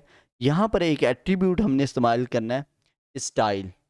स्टाइल का जब एट्रीब्यूट इस्तेमाल करते हैं, इसका मतलब है कि हम CSS को अप्लाई करने लगे। यहाँ पर हम ला के इसको पेस्ट कर देंगे। अब सिंपल ऐसे तो नहीं, मैंने आपको इस एट्रीब्यूट बताया था कैसे करना है। तो यहाँ पर हमारे पास सबसे पहले इस्तेमाल होगा कि आपकी प्रॉपर्टी कौन सी है। कलर प्रॉपर्टी है और उसकी वैल्यू है ये वाली, मतलब या तो आप बता दें ब्लू करना है, रेड करना है, जो भी करना है, या फिर आप उसकी ये हेक्स कोड होता है, कलर कोड होता है, ये बता दें। अपडेट किया और उसके बाद यहाँ पर जाते हैं और इसको रिफ़्रेश करते हैं, तो अब देखें इसका कलर चेंज हो चुका है। अब मैंने तो बात की थी कि आपको यहाँ पे जो मैंने बताया था कि यहाँ पे सिलेक्टर भी आता है और फिर उसके बाद ये ब्रैकेट्स आती हैं और फिर ये सारा कुछ होता है। तो CSS को अप्लाई करने के 3 तरीके हैं। अगर आप इस तरीके से अप्लाई करते हो तो आपको सिर्फ और सिर्फ प्रॉपर्टी नेम देना है, कॉलन देना है और उसके बाद आपको वैल्यू देनी है, और इसको कहा जाता है इनलाइन स्टाइल। यहाँ पर हम देखते हैं CSS इनलाइन स्टाइल। अब इस पर जो है मेरे यूट्यूब पर अगर आप जाएं youtube.com/thenanosoft और प्लेलिस्ट में जाएंगे तो पूरे के पूरे कोर्सेज मौजूद हैं यहाँ पर HTML और CSS के। यहाँ पर ये HTML का मुकम्मल कोर्स पड़ा है और इसमें तकरीबन कोई 15 वीडियोज़ हैं और बहुत डिटेल से सारे जो है एक एक चीज़ HTML के बारे में बताई गई है। इसी तरह से CSS का मुकम्मल कोर्स है कि क्या कुछ करना है, कैसे कैसे करना है, किस चीज़ को कैसे पकड़ना है, कहाँ पर स्टाइल अप्लाई करेंगे तो क्या होगा, और ये सारा काम आप यहाँ से अगर आप डिटेल में सीखना चाह रहे हैं HTML और CSS को, आप मेरे YouTube चैनल पर आके सीख सकते हैं। ये स्टाइल अप्लाई कर दिया। अब फॉर एग्जांपल हम यहाँ से अप्लाई नहीं करना चाह रहे, हम करने चाह रहे हैं कि उसी तरह से हम डिक्लेरेशन ब्लॉक दें, सारा कुछ दें और फिर अप्लाई हो। आपने ऊपर आना है और यहाँ पे एक आपने टैग लेना है हेड का, से ओपन करना है, बंद करना है। ये जब आप HTML को ज़्यादा डिटेल में जाके पढ़ेंगे फिर आपको पता लग जाएगा हेड क्या होता है, और इसके अंदर अप्लाई करना होता है हमने स्टाइल का टैग। स्टाइल ओपन करेंगे एंड देन क्लोज करेंगे, और यहाँ पर हम अब जहाँ पर अप्लाई करना चाह रहे हैं ए के टैग पे, अब क्या होगा, अब फॉर एग्जांपल मैं यहाँ पे अप्लाई करूँगा ए का टैग, तो जहाँ जहाँ फाइल के अंदर ए का टैग इस्तेमाल हुआ है उन सब का कलर चेंज हो जाएगा। अब यहाँ पे मैंने पहले तो यहाँ पे मैंने सिर्फ और सिर्फ इसका किया था क्योंकि इस टैग को सेलेक्ट कर रहा था और इसी के अंदर मैं काम कर रहा था, तो वो बाकी सारे टैग्स को इग्नोर कर रहा था, सिर्फ इस पे परफॉर्म कर रहा था जो भी स्टाइल परफॉर्म करना था। बट अब मैं उसे कह रहा हूँ ए का टैग, दैट्स मीन कि यहाँ पर उसे जहाँ जहाँ ए का टैग मिलेगा उस सब पे अप्लाई कर देगा। देन हमने ब्रैकेट्स कर्ली ब्रेसेस ऑन की, और इसके बाद यहाँ पर इसके अंदर लिखेंगे प्रॉपर्टी कलर। यहाँ हमने प्रॉपर्टी ले ली कलर की, देन हमने कॉलन देना है, और उसके बाद जो कलर आप रखना चाह रहे हैं वो दे दें। मैंने ये हैश कोड कॉपी किया हुआ था, और उसके बाद सेमी कॉलन। तो इस तरह से मैंने आपको कोर्स सिंटैक्स बताया था CSS का, तो ये सारा अप्लाई हो गया। अपडेट करेंगे, और उसके बाद यहाँ आकर देखते हैं। अभी ये आ गया है, यहाँ पर देखें, यहाँ पर भी चेंज हो गया और यहाँ पर भी चेंज हो चुका। तो ये क्यों दोनों जगह पे चेंज हुआ है? क्योंकि हमने ए का टैग पकड़ लिया था। अब बात करते हैं यहाँ पे आईडी और क्लास की। जैसे हमने यहाँ पर समझा था कि हमने कहीं पर कोई चेंज करना है, फॉर एग्जांपल मैं कहता हूँ बाजू पर चेंज कर दो, बाजू का कलर चेंज कर दो, या बाजू पे स्किन चढ़ा दो, तो वो क्या करेगा, जहाँ जहाँ बाजू है, यहाँ पर भी बाजू है, यहाँ पर भी बाजू है, इन दोनों पर अप्लाई कर देगा अपने जितना भी स्टाइल होगा। अगर मैं कहता हूँ नहीं, सिर्फ और सिर्फ लेफ़्ट वाले बाजू पर आपने चीज़ें जो है अप्लाई करनी है, या सिर्फ राइट वाले बाजू पे अप्लाई करनी है, तो उसके लिए क्या होगा, मुझे पहले उसे बताना पड़ेगा कि ये राइट वाला है और ये लेफ़्ट वाला है, और सिर्फ इस पे जाके कलर जो है आपने अप्लाई करना है। उसके लिए क्या इस्तेमाल होता है, अगर आपने कोई एक चीज़ पकड़नी है, तो उसके लिए आपने उसकी आईडी मेंशन करनी होती है। आईडी कैसे मेंशन होती है? फॉर एग्जांपल यहाँ मैं पहले वाले में आता हूँ, ए के टैग में, और यहाँ पे आईडी का एट्रीब्यूट यूज़ करूँगा, डबल इक्वल टू और डबल कोटेशन मार्क, और यहाँ पर मैंने डिफाइन करना है। फॉर एग्जांपल यहाँ पे मैं कहता हूँ फरहान इलाही, मैंने आईडी रख दी फरहान इलाही, इसके दरमियान स्पेस नहीं दे सकते आप। ये मैंने यूज़ कर लिया और इसे कॉपी किया, और देन अब यहाँ पे आके मैं क्या करूँगा, सिलेक्टर में अब मैंने ए का टैग सेलेक्ट नहीं करना, बल्कि मैंने आईडी को चूज़ करना है। मैंने ये चीज़ चूज़ करनी है कि ये जहाँ पर आपको मिल जाए वहाँ जाके आपने स्टाइल चेंज कर देना है, और पूरे एक HTML के पेज में, मतलब एक जहाँ पर पूरा एक पेज है, वहाँ पर आईडी जो है वो यूनिक होगी, आईडी को आप डुप्लीकेट नहीं कर सकते। यहाँ पर हमने यूज़ किया, और मैं यहाँ पर अप्लाई करूँगा। आईडी अप्लाई करने के लिए आपने हैश टैग देना होता है। जब टैग सेलेक्ट करना है, फिर आपने कुछ नहीं देना, सिंपल टैग का नाम देना होता है। लेकिन अगर आपने आईडी सेलेक्ट करनी है, तो पहले हैशटैग देना होता है, उसके बाद वैल्यू देनी होती है। अब हमारे पास जो वैल्यू है आईडी की, वो है फरहान इलाही। ये हमारा एज अ सिलेक्टर बन गया, ये सिलेक्टर बना है, और इस पर ये कलर अप्लाई हो जाएगा। अपडेट करते हैं, और यहाँ जाके इसके चेंजेस देख लेते हैं। तो यहाँ पर देखें, यहाँ पर इसने चेंज नहीं किया अहमद पर, और फरहान इलाही पे चेंज कर दिए। अब हम बात करते हैं, एक और चीज़ होती है कि फॉर एग्जांपल मैं कहता हूँ कि हमारा जो बाजू हैं, जहाँ जहाँ बाजू आ रहे हैं वहाँ पर एक तरह का अप्लाई हो जाए, जहाँ पर टांगे आ रही हैं, लेग्स आ रहे हैं, वहाँ पर एक और कलर अलहदा से अप्लाई हो जाए, क्योंकि लेग दोनों जो हैं वो सेम एक्शन परफॉर्म करती हैं। जो चीज़ें सेम होती हैं उनको हम रख देते हैं क्लास में।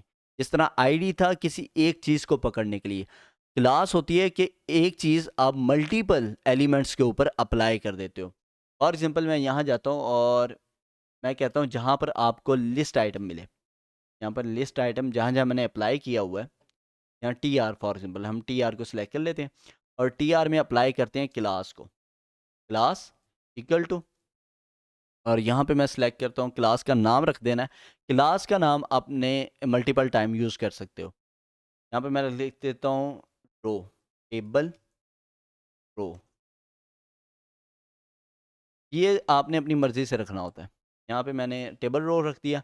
जिस तरह हमने आईडी को सिलेक्ट करने के लिए हैशटैग दिया था, इस तरह जब आपने क्लास को सिलेक्ट करना होता है तो डॉट इस्तेमाल करना होता है। डॉट लिखेंगे, उसके बाद हमने अपनी वैल्यू देनी है जो क्लास की वैल्यू है, और उसके बाद हम यहाँ पे फॉर एग्ज़ाम्पल बैकग्राउंड कलर देना चाह रहे हैं, बैकग्राउंड कलर, और ये दे देता हूँ रेड। अब ये प्रॉपर्टीज़ आपको कहाँ से पता लगेंगी कि हमने कौन सी यूज़ करनी है, कलर के लिए कौन सी, बैकग्राउंड कलर के लिए कौन सी करनी है। तो आपने सिंपल गूगल पे आना है, और यहाँ लिखना है CSS property names, properties list आ गया, और यहाँ पर ये सारी लिस्ट आपको 163 रोज़ मिल गई हैं। तो ये 163 रोज़ हैं जो प्रॉपर्टी सारी डिफाइन कर रही हैं। इसी के साथ इसकी सारी, यहाँ पर W3 स्कूल में जाएंगे, CSS रेफरेंस, और यहाँ पे आपको पूरी लिस्ट मिल जाएगी, और साथ में बताएंगे। आप किसी भी एक पे क्लिक कर दें, फॉर एग्जांपल टेक्स्ट डेकोरेशन है, इस पर मैं क्लिक करता हूँ, तो ये मुझे इसका इस्तेमाल बता देगा, कैसे आपने इसको इस्तेमाल करना है, तो इसकी सारी वैल्यूज़ भी बता देगा। तो ये आपको सारा मिल जाएगा। प्रॉपर्टीज़ नेम भी डिफाइंड है पहले से और प्रॉपर्टी वैल्यूज़ भी पहले से डिफाइंड है, ये आप अपनी मर्ज़ी का नहीं रख सकते। यहाँ पर आते हैं और ये हमने लिख दिया था बैकग्राउंड कलर रेड, और अपडेट कर देते हैं। अपडेट करने के बाद यहाँ रिफ़्रेश करते हैं, यहाँ पे चेंज नहीं हुआ TR, तो हम क्या करेंगे, अब यहाँ पे आते हैं टेबल रो TR इम्पोर्टेंट।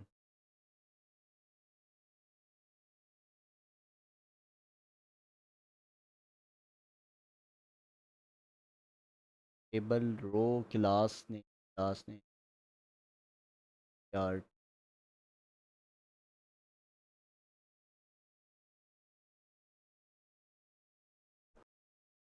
यहाँ पर हम देखते हैं ये क्यों नहीं इस पर बैकग्राउंड कलर कर रहा है। इसको जब आप सेलेक्ट करेंगे तो यहाँ पर आपको बताएगा ये टेबल जो है इसका बैकग्राउंड कलर ट्रांसपेरेंट सेट है।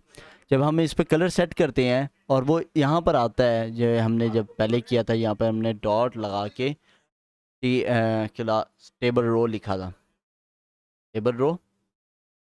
और इससे क्या था कि जब हम कलर अप्लाई कर रहे थे, कलर अप्लाई होता है, लेकिन यहाँ पर जब हम जाते हैं और इस पर चेक करते हैं, वो क्या होता है, वो उस टेबल का पूरे के पूरे टेबल का जो बैकग्राउंड कलर सेट है वो ट्रांसपेरेंट सेट है पहले से, तो वो वाला दोबारा से अप्लाई हो जाता है। अब यहाँ पर हमने क्या करना है कि हमने टेबल का कलर चेंज करना है। डॉट टेबल रो है, तो यहाँ अगर आपने सिंगल TR का चेंज करना है तो TR में आए, TR में आते हैं और यहाँ पर आप स्टाइल अप्लाई कर दें बैकग्राउंड कलर रेड, तो ये बैकग्राउंड कलर रेड हो जाएगा। इसको मैं अभी ख़त्म कर रहा हूँ, क्लास अभी समझते हैं क्लास क्या होता है। इसको मैंने चेंज किया, ये बैकग्राउंड कलर रेड आ गया यहाँ पे, क्योंकि ये इनलाइन को ज़्यादा प्रेफर करता है। इनलाइन जहाँ आएगी बाकी सारी चली जाएंगी, सिर्फ इनलाइन को वो स्टाइल शीट जो टैग के अंदर होती है उसको अप्लाई कर देता है। अब मैं क्लास जो है ना आपको कहीं और अप्लाई करके दिखाता हूँ। यहाँ पे लिस्ट में लगाते हैं। फॉर एग्जांपल मैं कहता हूँ ये जो लिस्ट है इसका जो पहला है यहाँ पर क्लास अप्लाई करनी है रेड कलर। रेड कलर की एक मैंने क्लास बना ली कि जहाँ जहाँ ये क्लास अप्लाई होगी वहाँ वहाँ उस टेक्स्ट का कलर आप रेड कर देना। फॉर एग्जांपल यहाँ भी अप्लाई कर दी, और मैं कहीं इस्तेमाल करता हूँ, फॉर एग्जांपल हम इस TD में अप्लाई करते हैं। मतलब जिस कलर को आपने रेड करना है, जिस भी टेक्स्ट को रेड करना है, वहाँ मैंने क्लास बना ली और डॉट रेड कलर ये अप्लाई किया, ब्लॉक बनाया और इसमें ला के हमने कलर दे दिया, कलर और रेड। ठीक है, और उसके बाद यहाँ पर देख लेते हैं रेड कलर यही हमारा प्रॉपर्टी के नए में, ये हमने अब खुद प्रॉपर्टी ने यहाँ पे बना लिया, सिलेक्टर हमने खुद बना लिया। अब यहाँ पर जाते हैं और देख लेते हैं इसको। अब देखें अभी तक अप्लाई नहीं हुआ। अब क्या करेंगे, यहाँ पे हमने करना है इम्पोर्टेंट का टैग, क्योंकि वहाँ पर दूसरी चीज़ें जो है लग रही हैं। यहाँ पे इम्पोर्टेंट लिखेंगे, वो क्या कहेगा, इस कलर को इम्पोर्टेंस दे देगा। अपडेट करते हैं और चेक कर लेते हैं अब इसे।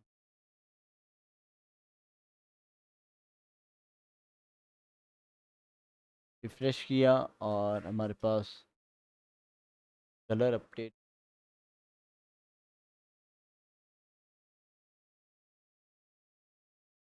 सारा जो है इनहेरिट हो रहा है थीम से, वो हमें चेंज नहीं करने दे रहा। LI रेड कलर और रेड कलर,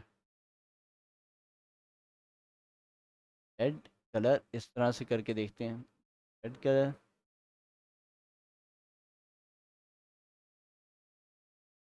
भाई,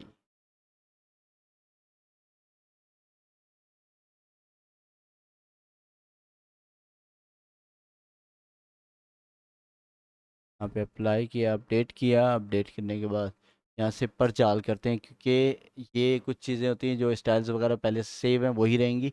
मैंने परचाल कर दिया, इसको भी अपडेट कर दिया और यहाँ पे जाते हैं। कैशे होता है, कैशे सारा कुछ स्टोर करके रखता है। यहाँ पर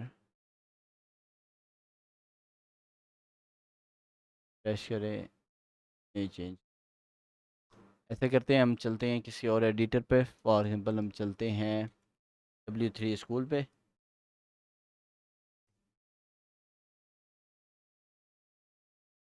यहाँ पे हमने ट्यूटोरियल्स में HTML को सिलेक्ट कर लिया, HTML के, और यहाँ से हम सिलेक्ट कर लेंगे। प्रोडक्शन में आऊँगा तो यहाँ पे ट्राई इट्स योर सेल्फ। अब यहाँ पे हम बनाते हैं क्लास। यहाँ पे आपको समझाता हूँ किस तरह से क्लास वर्क करती है। हमारे इस पेज पे नहीं कर रही, पता नहीं क्यों नहीं कर रही। अभी एरर अगर मिल जाएगा तो मैं आपको बता दूँगा। यहाँ पर आए और यहाँ पे हमने लेने क्लास इक्वल टू और क्लास का नाम, फॉर एग्जांपल रेड रख दिया मैंने क्लास का नाम, और ये अप्लाई कर दिया मैंने। यहाँ पे एक और टैग ले लिया, for example UL order list, और इसके अंदर लिस्ट आइटम लिया LI, और यहाँ पर अप्लाई किया मैंने, नाम रख दिया फरहान, और इस LI के अंदर दोबारा से क्लास ले ली रेड। अब यहाँ पर हेड के अंदर हमने स्टाइल लेना था, तो यहाँ पे स्टाइल का टैग लिया CSS अप्लाई करने के लिए स्टाइल, और यहाँ पे डॉट के ज़रिए से हम क्लास को कॉल करते हैं, हैशटैग के ज़रिए से ID को कॉल करते हैं, डॉट के ज़रिए से क्लास को। यहाँ पे रेड को मैंने कॉल कर लिया, ब्लॉक स्टार्ट किया, ब्लॉक के अंदर मैंने लिखा कलर, और कलर हमने कर दिया जनाब इसका रेड, और इसको रन कर दिया। और यहाँ पर देखें ये फरहान रेड हो गया और ये भी रेड हो गया, कि जहाँ जहाँ मैंने क्लास अप्लाई की, सेम क्लास जहाँ पर अप्लाई हो रही है वहाँ पे रेड हो गया। अब मैं एक और क्लास बनाना चाह रहा हूँ और कहता हूँ कि जहाँ पर वो क्लास आए उन सारी, जहाँ पर वो क्लास अप्लाई करूँ तो उसका स्टाइल इटैलिक और बोल्ड जो भी करना वो कर देना। फॉर एग्ज़ाम्पल मैंने क्लास बनाई और मैं कहता हूँ उसे कि जहाँ ये क्लास अप्लाई हो वहाँ पर आपने टेक्स्ट को बोल्ड कर देना है। तो यहाँ पे मैंने कर दिया टेक्स्ट बोल्ड, ये नाम बस अपनी आसानी के लिए ऐसे रख रहा हूँ, टेक्स्ट बोल्ड, और इसको कॉपी किया और यहाँ पे आके डॉट टेक्स्ट बोल्ड और कलर, बल्कि फ़ॉन्ट वेट। अब टेक्स्ट को बोल्ड करने के लिए जो इस्तेमाल होता है वो होता है फ़ॉन्ट वेट की प्रॉपर्टी है, और यहाँ पे लिखना है बोल्ड। बोल्ड लिख के इसको बंद किया और इसको अप्लाई कर देंगे, रन किया, ये देखें बोल्ड हो गया। अब फॉर एग्जांपल मैं लिस्ट आइटम में एक और आइटम ले लेता हूँ एल आई एक और ले लिए, इसको नीचे ले आए, तो भी नीचे, एंड यहाँ पर भी तो नीचे ले। अब यहाँ पर मैं इस्तेमाल करता हूँ नाम एक और नोमान, और यहाँ पर क्लास अप्लाई कर देते हैं। अब अगर इसे मैं रन करता हूँ तो ये नॉर्मल टेक्स्ट होगा, जैसे इस पे ये वाली क्लास अप्लाई करूँगा टेक्स्ट बोल्ड वाली, यहाँ पे मैं क्लास अप्लाई कर देता हूँ, क्लास टेक्स्ट बोल्ड, और इसको रन करता हूँ तो ये देखिए ये बोल्ड होगी। तो इस तरह से ये बंद नहीं किया था इसलिए ये ऐसे आ रहा है। तो इस तरह से क्लास वर्क करती है, मतलब कि सेम स्टाइल को वो मल्टीपल जगह पर जहाँ जहाँ आपने क्लास अप्लाई किया वहाँ पर वो वाला स्टाइल परफॉर्म करता है। और जहाँ पर आपको लगे कलर चेंज नहीं हो रहा या कोई चीज़ चेंज नहीं हो रही, तो आपने वहाँ पे इम्पोर्टेंट का टैग इस्तेमाल करना होता है। जैसे कि मैं आपको यहाँ पे दिखाता हूँ, मैंने जब अपनी वेबसाइट पे ये फैमिली होम ब्लॉग पे चलते हैं, और ये जो है इसके नीचे आप देख रहे हैं एक अंडरलाइन आ रही है। ये अंडरलाइन जो है ये हमारे पास वहाँ पर मौजूद नहीं थी थीम में, ये खुद से CSS अप्लाई करके लगाई है। किस तरह से लगाई है, इसको राइट क्लिक करते हैं, इंस्पेक्ट एलिमेंट को खोलते हैं, तो यहाँ पे बताएगा मुझे ट्रांजिशन लगी हुई है, ट्रांजिशन लगाई थी, और उस ट्रांजिशन का यहाँ पे बताएगा सारा कुछ। इसको मैं लॉगिन कर लेता हूँ फैमिली होम ब्लॉग को, ताकि मैं आपको CSS दिखा सकूँ इसकी।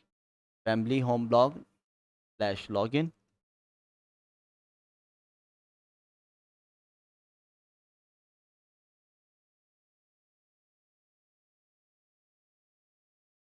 यहाँ से अपीयरेंस में आके कस्टमाइज़ को ओपन करेंगे, एडवांस CSS का ऑप्शन हमें मिल जाएगा।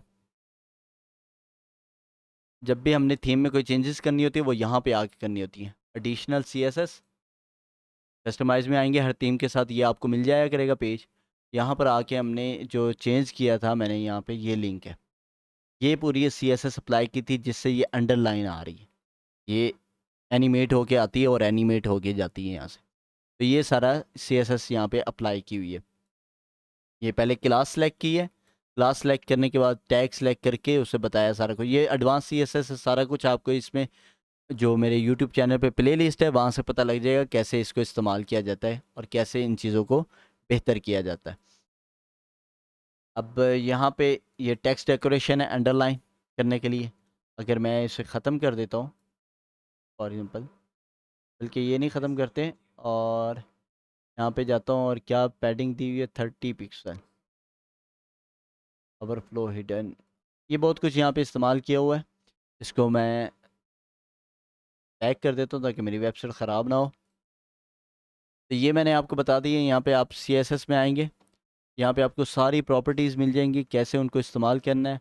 आप किसी भी एक प्रॉपर्टी पे आएँ, वो आपको उसका सारा बता देंगे किस तरह से आप इस्तेमाल कर सकते हो उसे, और किस तरह से अपने पेजेस को और अपने एलिमेंट्स को ज़्यादा खूबसूरत कर सकते हो, क्योंकि हर थीम में आपके मुताबिक आपको चीज़ें नहीं मिलेंगी, आपको मैनिपुलेट करना पड़ता है। एचटीएमएल पता होगा तो आप उस स्पेसिफिक टैग को पकड़ सकोगे जहां आपने स्टाइल अप्लाई करना है। तो जो स्टाइल अप्लाई करना है उसके लिए आपको सीएसएस की ज़रूरत पड़ेगी। यहाँ पे फॉर एग्जांपल ये है, इसको मैंने इसका साइज़ वगैरह इंक्रीज़ करना है, तो यहाँ पे रन टाइम पे करके मैं चेक कर सकता हूँ। उसके बाद यहाँ पे यहीं से मैं कलर्स वगैरह अप्लाई करके भी देख सकता हूँ। तो ये जो चेंजिंग है ये रन टाइम पे है। ये सारे कलर रेड हो गए, यहाँ पे रन टाइम पे कर रहा है, बट ये हमारी जो चेंजेस थी यहाँ पर, ये इसलिए नहीं कर रही थी क्योंकि हर चीज़ जो है टेबल से इनहेरिट होके आ रही थी। मतलब टेबल वाले जो हमारे पास फाइल है एलिमेंटर की तरफ से, हमारी थीम की तरफ से जो बिल्ड हुई पड़ी है पहले से, उसकी तरफ से इनहेरिट होती थी। इस वजह से यहाँ पे हमारे कलर्स वगैरह चेंज नहीं हो रहे थे। तो ये हमारे पास बाय डिफ़ॉल्ट वाला आ गया। हमने सीख लिया किस तरह से एचटीएमएल की मदद से पेज के ऊपर कंटेंट लिखा जाता है, और फिर उसके स्टाइल किस तरह से उस पर अप्लाई किया जाता है। फॉर एग्जांपल इस टेक्स्ट को मैं मिड में लाना चाह रहा हूँ, यहाँ पर दरमियान में लाना चाह रहा हूँ, तो यहाँ पे क्या करूँगा, मैं इस टैग पे जाऊँगा। ये पी का टैग है, सारा कुछ इस पी के टैग के अंदर है, तो मैंने सिर्फ पी के टैग पर जाके स्टाइल अप्लाई करना है। स्टाइल यहाँ पे है हमारे पास, style equal to double quotation mark, और इसमें लिखना है टेक्स्ट अलाइन। एक प्रॉपर्टी है टेक्स्ट अलाइन, और इसको मैं कर दूंगा सेंटर। सेंटर किया, अपडेट करूंगा। अब यहाँ पर आके देख लेते हैं, ये हमारा टेक्स्ट सेंटर में आ गया। इस तरह से आप चीज़ों को मैनिपुलेट कर सकते हैं, स्टाइल वगैरह और उनका लेआउट मैनिपुलेट कर सकते हैं। मज़ीद सीएसएस के बारे में जानने के लिए आप यूट्यूब पर जा सकते हैं, वहाँ पर जाके मेरे लेक्चर्स वगैरह देख सकते हैं, पूरी प्लेलिस्ट मौजूद है। वहाँ पर आपको पता लग जाएगा किस तरह से सीएसएस वर्क करती है, किस तरह से एचटीएमएल वर्क करती है। वहाँ पर बिल्कुल बिगनर से स्टार्ट किया गया और हर एक चीज़ डिफ़ाइन की गई है। तो ये और W3 स्कूल जो मैं आपको बार बार दिखा चुका हूँ, यहाँ पर आप जाएंगे तो आपको स्टेप बाय स्टेप रिटर्न में हर एक चीज़ प्रैक्टिस भी कर सकते हैं यहीं पे लाइव, और यहाँ पे आप लाइव सीख भी सकते हैं। ये डेवलपर्स ने सारा कुछ तैयार किया हुआ है आपके लिए फ्री ऑफ कॉस्ट। आप जाएँ यहाँ पर सीख सकते हैं। अल्लाह हाफिज़, अस्सलाम वालेकुम वरहमतुल्लाहि वबरकातुहू। कमेंट करके लाजमी बताना है अगर कोई प्रॉब्लम हो, कोई मसला हो। अल्लाह हाफिज़।